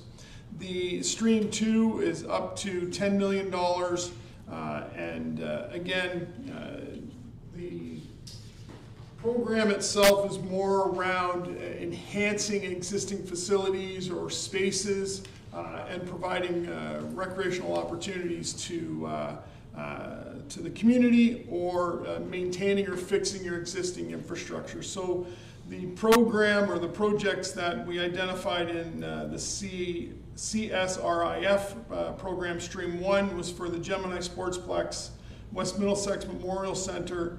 The Caradoc Community Center, we didn't identify as, we'd have a difficult time justifying that facility to the CSRIF eligibility criteria because of its non-recreation specific setup. And then the stream 2, up to $10 million, we identified the Fairgrounds Recreation Complex Pavilion, accessible washroom, and pathways. The GICB program, you can apply, submit multiple applications, but you need to prioritize what those applications are. So we could apply for 3 or 4 projects, but we'd have to identify this is our priority and so on. The Community Sport Recreation and Infrastructure Fund only allows you to apply for 1 project. So there's no multiple projects being able to apply there. The other thing is we cannot stack what we call stacking with the Community Sport Recreation and Infrastructure Fund. We are eligible to stack in the GICB, but we cannot for the CSRIF. It's a mouthful. I'm available for any questions. Councillor Hippel. Thank you. Through yourself to Director Lilborn. So I like that you put on here that obviously we don't have anything on here for the Tri-Township Arena because the Tri-Township Arena is run by a board. However, my question is this: if we as a council, we would be silly to say let's ignore this, but we obviously want to be able to apply and to get a grant would be, to be a part of any of this would be fantastic for our municipality. But my worry is, so we apply through here for the ones that you have put on our report, but what if the Tri-Township Arena also, which I'm pretty sure that they'll probably be doing the same thing, would one counteract the other one? So if they look at this and say, oh, this is great, Strathroy-Caradoc is really interested, will they say, oh, well, you know, Strathroy-Caradoc will get it for Strathroy, but you've already got it, so we're not going to consider Mount Bridges. Like, I don't know how that works, and I'm curious because I've never been a part of this before, so this is why I ask, because I would hate for one to counteract the other one, because obviously both are very important, and we've been really working on the Tri-Township Arena for the last 4 years. Through the chair to Councillor Hippel, you raise a great question. I don't have a solid answer for you this evening, whether or not the Tri-Township Arena application would disqualify other applications within the municipality. The reason I don't have a solid answer for you is because it's managed by a board, but the building is owned by the municipality. So we need to do some research into that to get some solid, which may require us calling the feds to get some clarity on that.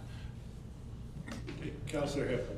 So just as a follow-up, could I suggest that maybe that would be something we definitely need to do, because I would hate for us to lose out, but I would definitely hate for us to lose out for something as important as that what we've been working on in Mount Bridges as well.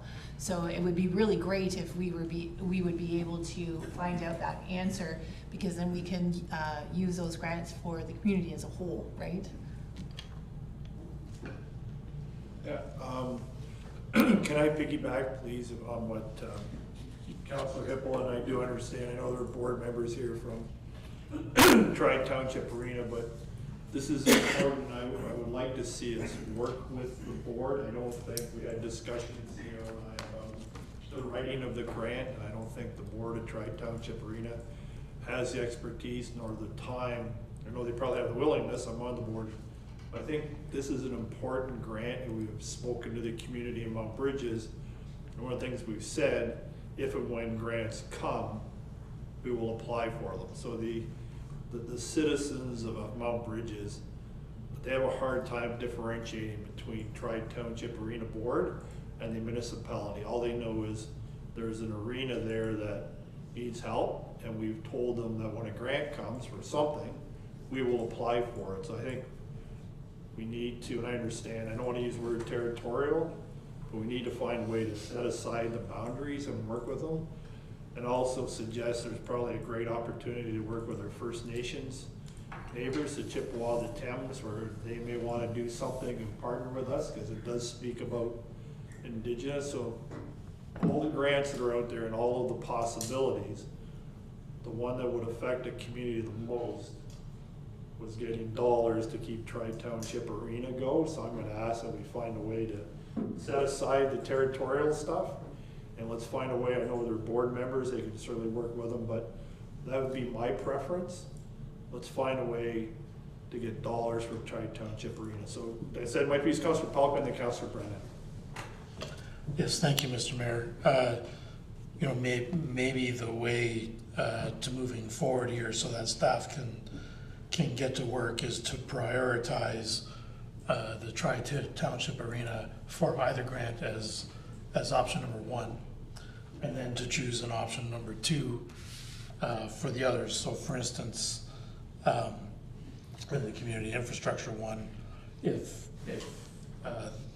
that's not deemed the most appropriate path for the Tri-Township Arena, then, you know, I would probably suggest we work on the pavilion at the West Middlesex Fairgrounds, because that's a piece that's desperately needed for all the activity that's happening there, that we have accessible washrooms, that we have storage for equipment that's required, that we have pathways for those that require that accessibility. But it's not only for them, but also for the strollers and the dog walkers to, you know, it's a heavily used piece of property.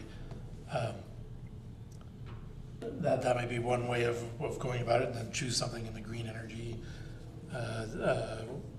group as well, which could be option number two. Councillor Brennan. Thank you, Your Worship. Not often we get 10 options. It's a lot of options to consider in one night. Putting aside any priorities of council, what I would like to ask the director through the mayor would be, in terms of your expertise or your staff's expertise in writing applications and knowing what you do about the manner in which these are scored and how money is awarded, which of these are a Hail Mary pass? In other words, like, you know, you can apply for the money, but, you know, maybe we're not ready, we don't have enough of the paperwork done, we don't have drawings, you know, maybe we haven't done some of the necessary work. But are there some of these options that are in a better and stronger position in terms of being a really strong application that's going to score very highly? And I would like to know, you know, which of these do we have the best odds of getting money on? Because we've been here before where we've applied for money and been unsuccessful.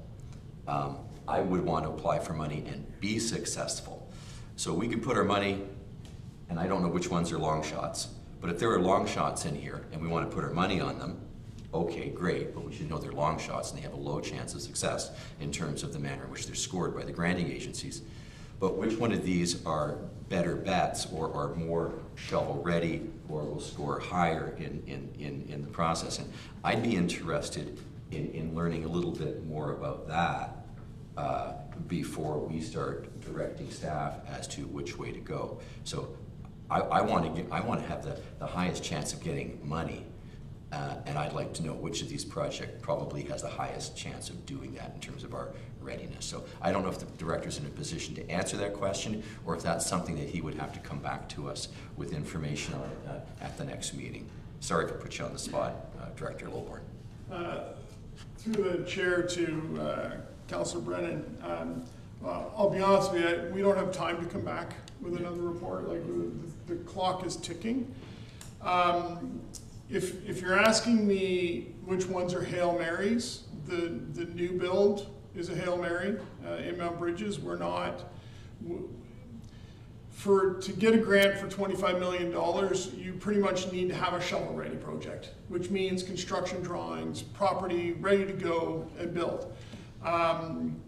The expansion at the Gemini would have a greater, would score greater than the Mount Bridges Arena because it's already got a location. We don't need to do a survey because it's already been done.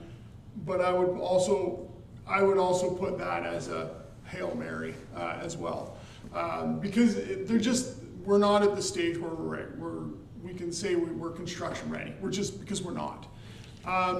The other opportunities that are listed for the GICB, which is the Green Initiative Community Build Fund, if you look at the projects that are identified, they're all projects that would reduce greenhouse gases, so would reduce our natural gas consumption. Example being the dehumidifier replacement at the Gemini. Both of those units are at end of life. They're actually on the capital budget to be replaced in 2025. They're $120,000 a piece in 2019. They are natural gas fired.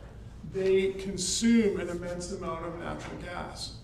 We can replace them today with electric desiccant dehumidifiers that are inside the building and not on your rooftop, that consume no gas and are done through an electric element. That would score very high in the scoring rating because we're reducing our greenhouse gas consumption. HVAC replacements, right? Going with an extremely high efficiency HVAC, or finding a way that we can eliminate HVAC and go with heat pumps and so on. So there are other projects that are in the list that would be doable, that would score higher there. The Community Sport Recreation Infrastructure Fund, the pavilion would score very high because it hits on several areas, AODA compliancy with regards to trails and pathways through the park, getting us to existing assets that are already built in the park that aren't accessible today via a stroller or a wheelchair or a walker. It would allow us to enhance the space, which is part of the whole program, is to make the park more usable to more people. So that would score very high. One of the reasons, and just kind of building on what the mayor was talking about, working with Tri-Township Marina, we would be honest, not have an issue working with Tri-Township Marina. The challenge that we have is we don't have the intimate knowledge of what needs to be done in that facility. So if there's a way that the application can be started and the municipality assists in fine-tuning it or whatever it is, because again, you know, I have a rough idea. I can tell you that walking through the building, there are certain things that probably should be done, but I don't have that intimate working relationship. So we would need that information from the TTA. So I don't know if I've answered your question, Councillor Brennan. It's kind of long-winded, but there are certain projects in here that would rank higher than others. We're going to let the CAO, then Councillor Derbyshire. She had her hand up there. Sorry, and just to expand on that, some of the projects that can be bundled, while it may be 1.5 million, we may not receive 1.5 million, but they may be agreeable to 500,000. So when you bundle multiple things together, it gives you some options as well, that anything would be better than nothing. Councillor Derbyshire. Thank you.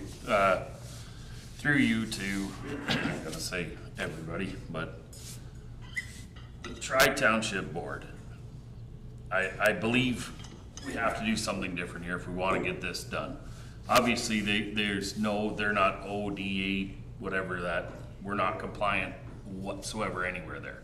So that would be huge if we could do that. The thing is, you're gonna have to have the mayor, the chief, and probably the manager sit down and do this if you want to be in before October 16th to any of this money. Like, you've given yourself a month and a few days. But if you want to know what that thing needs, to really be compliant is you have to have doors that open, power, this, that. You know, I don't know if you want to go to the top floor with an elevator, whether we put a landing area somewhere. That's a quick fix that by the sounds of it qualifies fairly reasonably within some of this stuff here, if you want to do a quick thing for Tri-Township.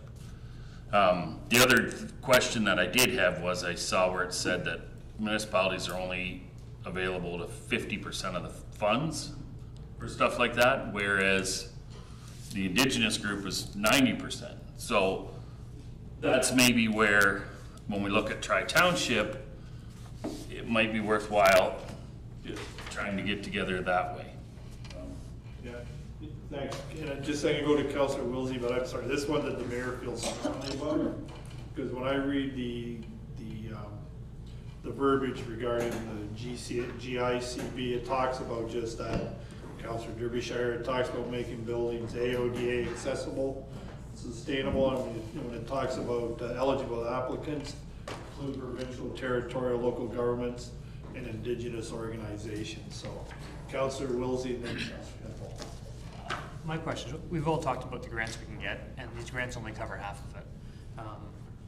Which of these projects do we have the funding without incurring more debt to actually do on ourselves? Like if we do the pavilion, do we have to take on $750,000 in new debt we weren't expecting because we can't tax for it? Where is that money going to come from if we're successful with any of these? I don't think I've heard that question answered tonight. Councillor Hippel. Thank you. So through yourself, I don't even know if this is a question. It's just, so I also was looking at, I mean, when you read the GICB eligible projects, and we have it down for New Mount Bridges Arena Community Center, estimated cost $30 to $40 million. That's, I look at it as exactly what Councillor Derbyshire was saying. I mean, we're trying to retrofit, we're trying to be compliant. At this point, we're not, we can't build a new arena at this point, so what we need to do is make the arena there, and we're trying to make it up to, put it up to the standards and actually make it durable, usable, and be really proud of it for another 10, 15, 20 years. So when I looked at the estimated cost, I went, oh, ouch, $30 to $40 million. That's not really what I was looking at. When I was reading the projects, I thought, oh, I was looking in a different manner. So that was just my comment on that. Okay. Councillor Palmer. Just to follow up to Councillor Wilsey's comments, I mean, I did think about that also, about how much we'll be in for, but the reality is when we look at all of these things, there's nothing in these lists that we haven't seen before, that we haven't been told have to be done. Things like upgrading lighting and floors, and I didn't feel like any of this, besides pie in the sky that's built a brand new complex, is stuff we're gonna have to do. So I feel like I know I personally have been saying, when the money comes around for that kind of stuff, we'll get it done. And so if this is the day we're looking at the money's coming around, then I would support that we do what we can to get as many of these projects, or whichever the director feels that we have the highest chance of success. Obviously, I think that the Tri-Township Arena is really important, and that sounds like it's going to take some collaboration and some work, but I would certainly support that too. Okay. Councillor Kennis and Councillor Wilsey, then we need to make a decision. I agree with what everybody's saying. On the Tri-Township Arena, I hope that we have a good idea of what all needs to be done there, because if we're putting a Band-Aid on one part of the building when there's something else that's much bigger that needs to be taken care of, then do we have a good handle as to what that place needs? And if we do, then we should go for the gusto and try to get something done there, because I agree. It'd be great if we could get a few $1 million to bring that place up to current standards. Okay, we're going to go to Deputy Mayor. He hasn't spoken yet. Councillor Wilsey. Sitting on that board, there is a report that has been circulated to the board. So those questions have already been looked at, and I think there's a pretty good idea certainly by Steve Dossett, the manager down there, as to what needs to be fixed, what must be fixed first, all of that. So I think that's a pretty quick conversation when it happens. Thanks. Councilor Palmer, I'll come back to you, Greg. So I believe I heard our CAO say that we can bundle an application that maybe for the green energy grant, what we bundle is the arenas and any equipment that we can purchase for the arenas, and that would include the Tri-Township. Yep. Sorry, to clarify, I'm thinking one facility and maybe the projects within the facility, not sort of 3 or 4 facilities within the municipality. So sorry, what I believe, Trish, correct me if I'm wrong, is, so let's take the Gemini Sportsplex as an example. When she means bundling, she means the dehumidifier replacement, LED, ice resurfacer floor, toilet partition, spectator heating as one grant, and say we only get, and that's $600,000, but they only give us $200,000, we can pick what's in that application, what we're gonna do for $200,000. Councilor Wilsey, sorry, I just didn't forget you. All I'm gonna ask is for my question to be answered that I asked, for how much money we have to pay the other half of this and where it's coming from. That's all I was looking for. I asked it last time and you went straight to Councilor Hippel, so I just wanna know what money we have and what's in reserves, what can we use. Like, nobody's talked about the other half of this. And every project we've done has been going over budget lately, so somebody has to be concerned about where money's coming from.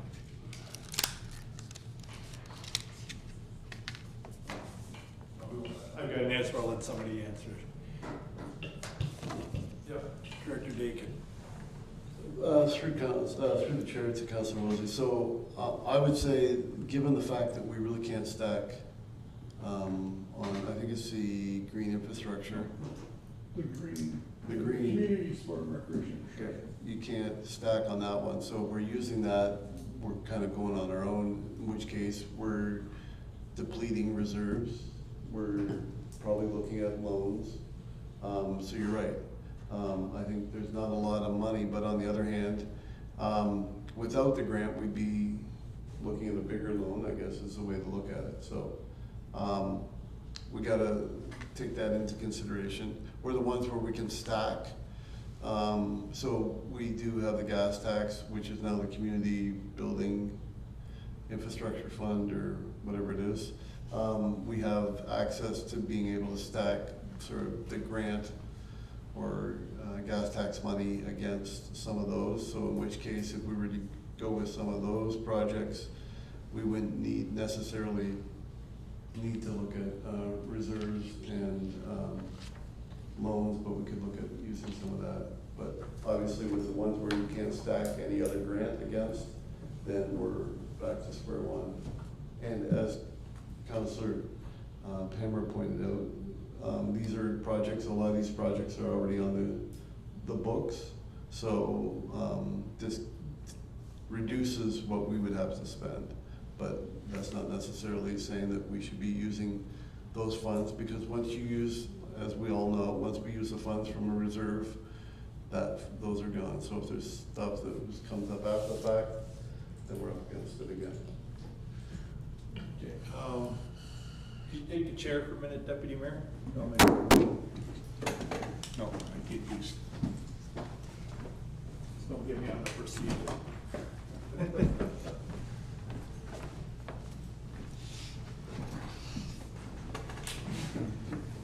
You're on the floor, Your Worship. So I'd like to make a motion, so I'm gonna check with the CAO. We have you're gonna announce we have a special council meeting next Monday, is that correct? Sorry.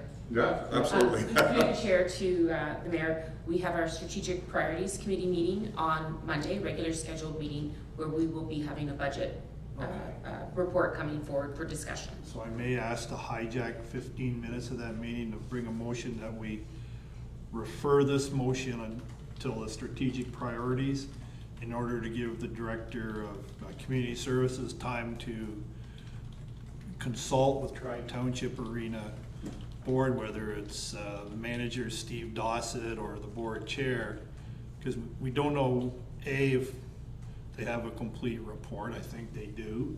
And B, if there's any costing to it. So this whole argument may be moot, but I would really like to see us do something for Tri-Township Arena, but we don't have all the facts at council even to vote on anything, because we would be voting on stuff blind.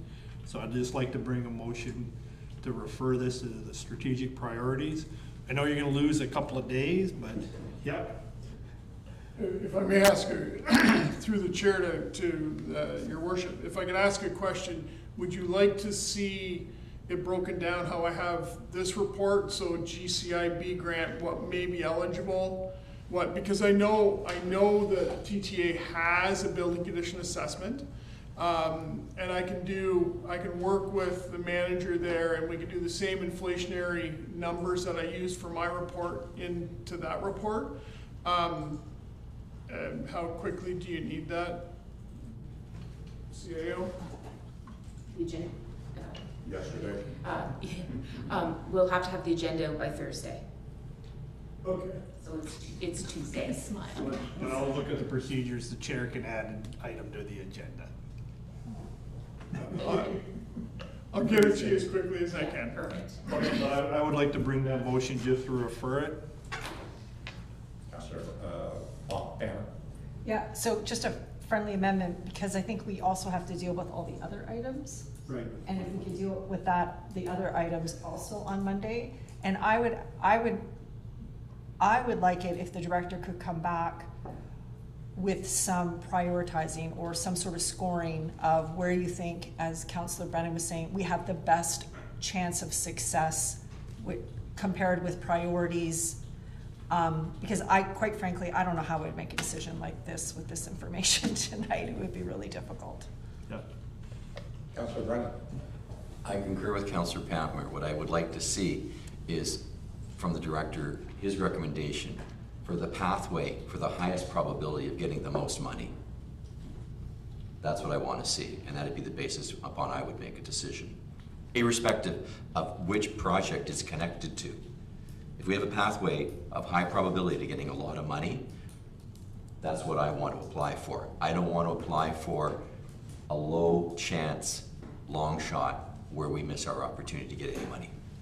And I agree. $1 million from one pocket saves $1 million out of another pocket. So I understand. So the clerk can cobble together. So I think we have a motion, and then we also have direction from Councillor Pammer and Councillor Brennan. So unless you all want to put into the motion, but that becomes very wordy. So. Well, I think I did want to add my part because the mayor's portion only spoke about Tri-Township, so we need to add the other piece where we're looking for. And Councillor Brennan's as piece. Councillor, Brennan's wording is fine by me. But we want both pieces to come back on Monday.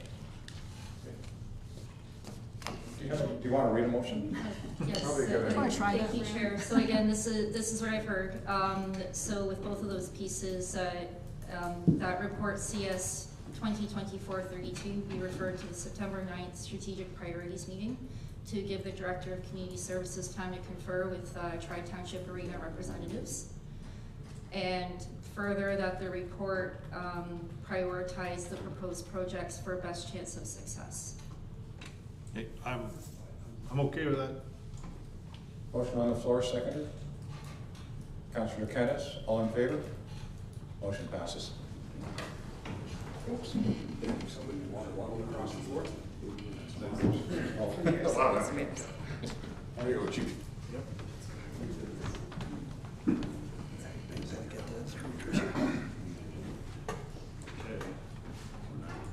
Thanks, Director. Thanks, Director. Next is engineering and public works, sewer repair on Front Street. Motion to receive the report. Councillor Kennis, second by Councillor Pammer. All in favor? Carried. CEO, did you wish to? Oh, Manager Zuber-Buehler. Good evening. So this report is to keep council informed on a repair to the sanitary sewer on Front Street West that we're going to be completing. It was noticed that there were 2 sinkholes forming on the roadway of Front Street West. An investigation found that the sanitary pipe, which was installed in 1953, and the sanitary connection were both in poor condition. Staff completed a temporary repair on the main and replaced parts on the damaged service. Arrangements have been made for a more permanent repair by lining the sanitary sewer. Staff wanted to get this repaired quickly before there's a larger issue with the pipe failing or possibly collapsing. It is anticipated that the repair will be done in the next couple weeks. The contractor is putting together a detailed plan that will be able to communicate with the affected residents once the date is selected. Any questions? Councillor Wilsey. A couple technical ones. So reading in the report, it says that similar repairs were done on both up and downstream, on both ends of this repair in 2015, 2016. From my research and just talking with different people, it looks like this lining is only good for 5 to 7 years. And if the other things were lined 8 or 9 years ago, what's our plan for the rest of the system? And what's the plan going forward? Or are we, or what was the information I got wrong in that this lining is a more permanent fix than a 5 to 7 year fix? Through the chair to Councillor Wilsey, my understanding is that this repair is a longer term solution, not a short term solution. Any follow-up, anything else? Okay. Thanks, Paul. Next is item 8.3.2, pedestrian crossover county evaluation request. Motion to receive report EPW-2024-63. So Councillor Hippel, second by Councillor Kennis. All in favor? Carried. I don't know, were you going to speak to this one? Thank you. Thank you, Your Worship. So the traffic committee met last week and discussed the pedestrian crossover at Adelaide Road and Bowen Street in Mount Bridges. Just so that council is aware, it is a county road, and that there is a process where these approvals and work is completed at the county level. Within this report, or within the resolution, you'll also see the request for further pedestrian study to be completed by the county, so that other locations can be considered, and that study can be completed now before any further approvals are requested of council for the installation of crosswalks.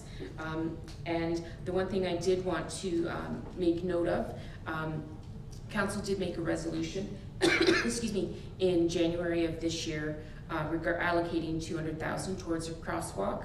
Unfortunately, due to an oversight, that 200,000 was not added to the 2024 budget. But based on the timing of this project and the work that needs to be done, this can be included in the 2025 budget and the work completed in 2025. Any questions, comments, or concerns? Okay. Seeing none, I have a motion that council approve the Adelaide and Bowen Street pedestrian crossover. For the council direct staff to initiate the process with Middlesex County to complete a pedestrian crossover study at Adelaide Road and Woods Edge Road and Adelaide Road and Lions Park Drive for potential installation of pedestrian crossing treatment system. Someone to bring the motion. Councillor Kennis, second by Councillor Hippel. All in favor? Carried. There are 3 reports from boards and committees to be approved. All are from the Police Services Board. Motion to receive the reports. Councillor Kennis, second by Councillor Pammer. All in favor? Carried. Deputy Mayor, County Council report. Yeah, just real quick, because there was some really good information that came to us. 13th of August is last time County Council met. We meet again next week. On the paramedic service, MLPS, just a couple of stats that we got. They do over 100,000 calls a year. So far this year, in 2023. So in 2023, they did over 100,000 calls. 80,000 of those were code 1 to 4, which is high priority calls. That's about 288 a day, and there are only 381 paramedics. Not all working at the same time, obviously. That's 24/7 schedules, so they're attending to a lot of calls. 10 babies were delivered, and 20 defibrillation were rendered. So that's great. 20 lives were saved, and 10 new ones were brought in. So excellent work. Interesting, they travel about 2.3 million kilometers in 2023. Strathroy substation responded to over 4,200 calls, and of those, 2,754 were code 1 to 4. So we are getting a big bang for our buck with MLPS, and our citizens are being served extremely well. We had a great presentation also on Strathroy-Caradoc Police Service becoming a primary PSAP to the county, so a Central Emergency Response Bureau. Used to be done by London City Police. Councillor Brennan sits on the PSB, and you're still chair, are you not? Yes, you are then. Great. So I'm not going to go too deep into that. You may want to, but excellent news from Deputy Chief Mark Deputy Chief Brent Cushman. That this is really pertinent to all of Middlesex County as to what is going on with Strathroy-Caradoc Police Service, and for 911 dispatching throughout the county coming into our police station, and then basically being webbed out from there as to who needs it. So they're also just coming into compliance with Next Generation 911. That's province-wide, and really brings into technology digital. So if you call by way of a cell phone, they will be able to locate you like we used to do with landlines. So some great work, and it was so nice to see Deputy Chief Brent Cushman and Crystal Holmes, who is now the supervisor of the civilian communicators. Both these incredible people are people I was privileged to work with many years ago. So great to see them, great presentation, and congratulations to Strathroy-Caradoc Police Service.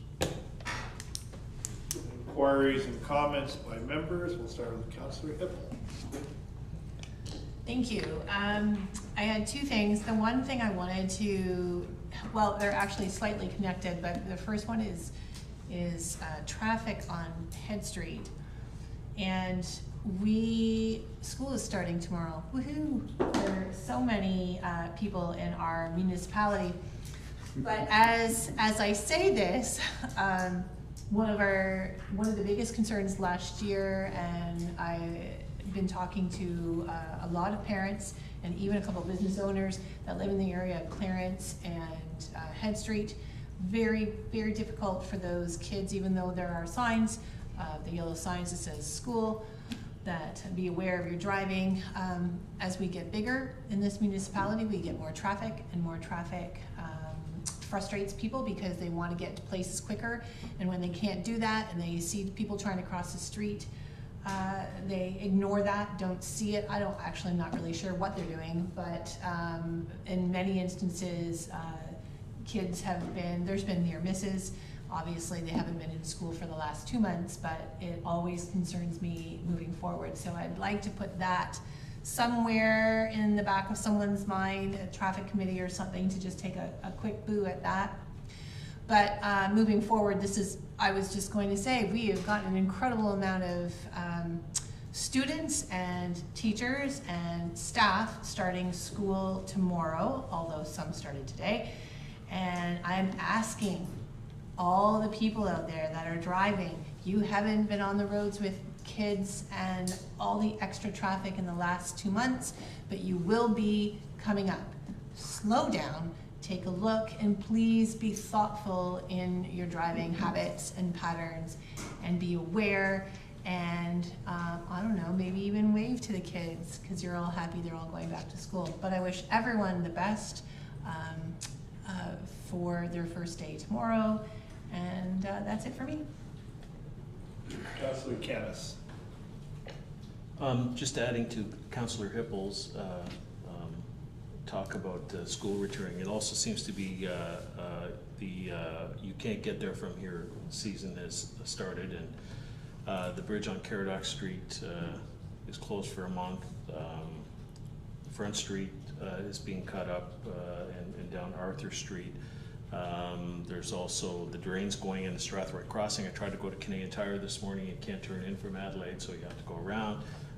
And then there's also new traffic lights going up at Head and Metcalf. So there's so much stuff going on that as all people lose their patience when they run into these detours and have to go around, and so just give as part of kids going back to school and driving during these type of conditions, that people need to exercise their control and caution and take extra time. So that's it. Councillor Wilsey. Yeah, I've got a couple. These are, I guess they all relate back to finance, and back in March, we passed a resolution to start a finance committee in May. We haven't had our first meeting yet, and we're getting on in the year, so I hope it's appropriate. I'm going to bring these two questions up here. First one is looking at insurance costs. Last year, when we looked at the budget, I don't remember seeing tenders or different options for insurance, but I do remember being told that our insurance for the municipality was going up by close to 30%, in the number of around $100,000 a year. Just wondering if that's a tendered item, and if it's not, if it could be tendered with those amounts coming back to council. So that's the first question. Do I need to make a motion or anything to get that, or? No, I think we're okay. We're coming up to the budget committee anyways, Greg, but I'm writing it down, so. And the next one is user fees. As we go through and we talk about user fees, I brought this up at CDAC this spring. Just with the percentage of money that we're collecting from the users, and some of the users, when they're like, I got comments from pickleball players that they're only paying $1.50 or $2, and we have a staff there who's collecting that money, and we're staff who's at the facility only collecting like $1.50 from two people and making change. It doesn't seem like a good use of resources. The other part is when we look at the map of where all our users are, and Director Lobor does a great job on the programs, but our users come from all over. I don't know what percentage of them come from Strathroy-Caradoc, but when you look at the map, it looks like not that many. So I think we need to take a look at what our user fees are and adjust them so that the Community Services Department can be more self-sustaining, and that our taxpayers can be supporting our own resources and our own construction projects rather than people who drive in from out of town. Just so we can take a look at where those user fees are and maybe set a new target for what we want the Department of Community Services. And my thought for that is to maybe do that at an upcoming strategic priorities meeting, but hopefully before the end of the year, so we can look at it before the fees have to be approved by council again. And they're good topics for the budget meetings coming up, so we'll be sure to bring them up in the budget, especially the insurance. Councillor Brennan. Everything I was going to say has been mentioned. Get people to slow down on Head Street because Caradoc North is closed for a while. Dispatch, county-wide, fantastic. And, as far as the budget goes, I hope we can have a budget by the second meeting in January, rather than sometime in June next year. So that's just my comment. Thank you. Councillor Peltman. I was going to mention traffic and back to school. As I passed the school bus this morning on my way to work, it was a good reminder that we all need to pay attention to the school buses and to make sure we stop when the lights are flashing. So other than that, I have nothing. Councillor Derbyshire. Thank you. I just wanted to bring, kind of make sure that we stay on top of some of the things needed down in Mount Bridges with where we approved the A&E and the Schedule C for the septic, which when we talk about moving these subdivisions forward and getting these people on pace, we've got to figure out our end of stuff here. So I just want to make sure that in all the haste of, that it's great they're throwing out money for recreation and this and that, but we have some major infrastructure projects coming. So I just want us to kind of keep that in mind when we're looking at the nice to haves, you know, there's a whole lot of we have to haves coming up. I just wanted to pull out a piece from the county report that I thought was interesting and worth sharing, and that's that the homeless prevention program has been funded again till March 31st, 2025. This is the program that works with the Community Navigator and Middlesex Social Services, CMHA, and Thames Valley Addiction to provide shelter and community supports to individuals when they're homeless or they're at risk of being homeless. So that's great news, and that program is going to be continuing for the municipality through the winter. So good news. No, that's fine. Just real quick, just don't think we've had a meeting since AMO. Councillor Kennis and I and the CIO attended AMO. It was a good event this year. There was a lot of good interaction. The ministers, we had 2 delegations on behalf of the municipality, one with MTO to maintain funding for our transit, and second, we actually did get in front of the Minister of Health and advocate for our hospital. And that's one that I want to highlight, because I did bring the good news to the minister.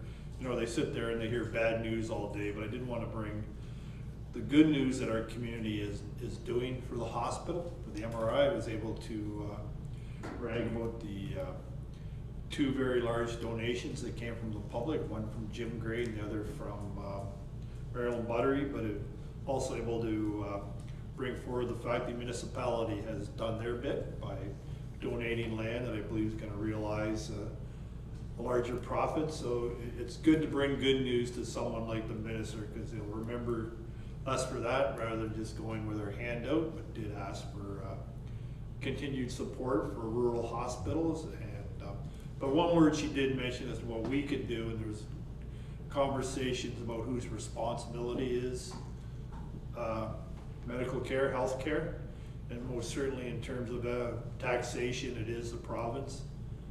But she made the point that for advocacy and to continue to speak up for our health care, it is appropriate for your municipal government to speak up for health care. So as mayor, I'll continue to do so, and I believe this council will continue to do so. So it was nice to go and give a good news story about a local hospital. So I just wanted to pass that on, and there's some great work being done for our hospital. Next meeting is the strategic priorities, as mentioned, this Monday at 5 o'clock in the committee room. Council will now meet in closed session to consider matters that is permitted to do so under the Municipal Act and is listed on tonight's agenda. One item in accordance with Council's procedure bylaw to approve the in-camera meeting minutes of August 6th and August 12th. One item pursuant to section 239 2F of the Municipal Act 2001 regarding advice that is subject to solicitor-client privilege, including communications necessary for that purpose. Strathroy-Caradoc Housing Corp. I'm going to ask everyone to wait so I can give a recess. Motion that we enter closed session at 8:27. Thank you. Motion that council recess at 8:27. Sorry, Chair, who are the movers and seconders for the closed I session? see Councillor Caddis and Councillor Brennan, I thought I saw it, yep. All in favor? Carried. Now motion that we recess at 8:28 for 10 minutes. I'm going to bring Councillor Palmer, second by the Deputy Mayor. All in favor? Carried. Thank you for that. See ya.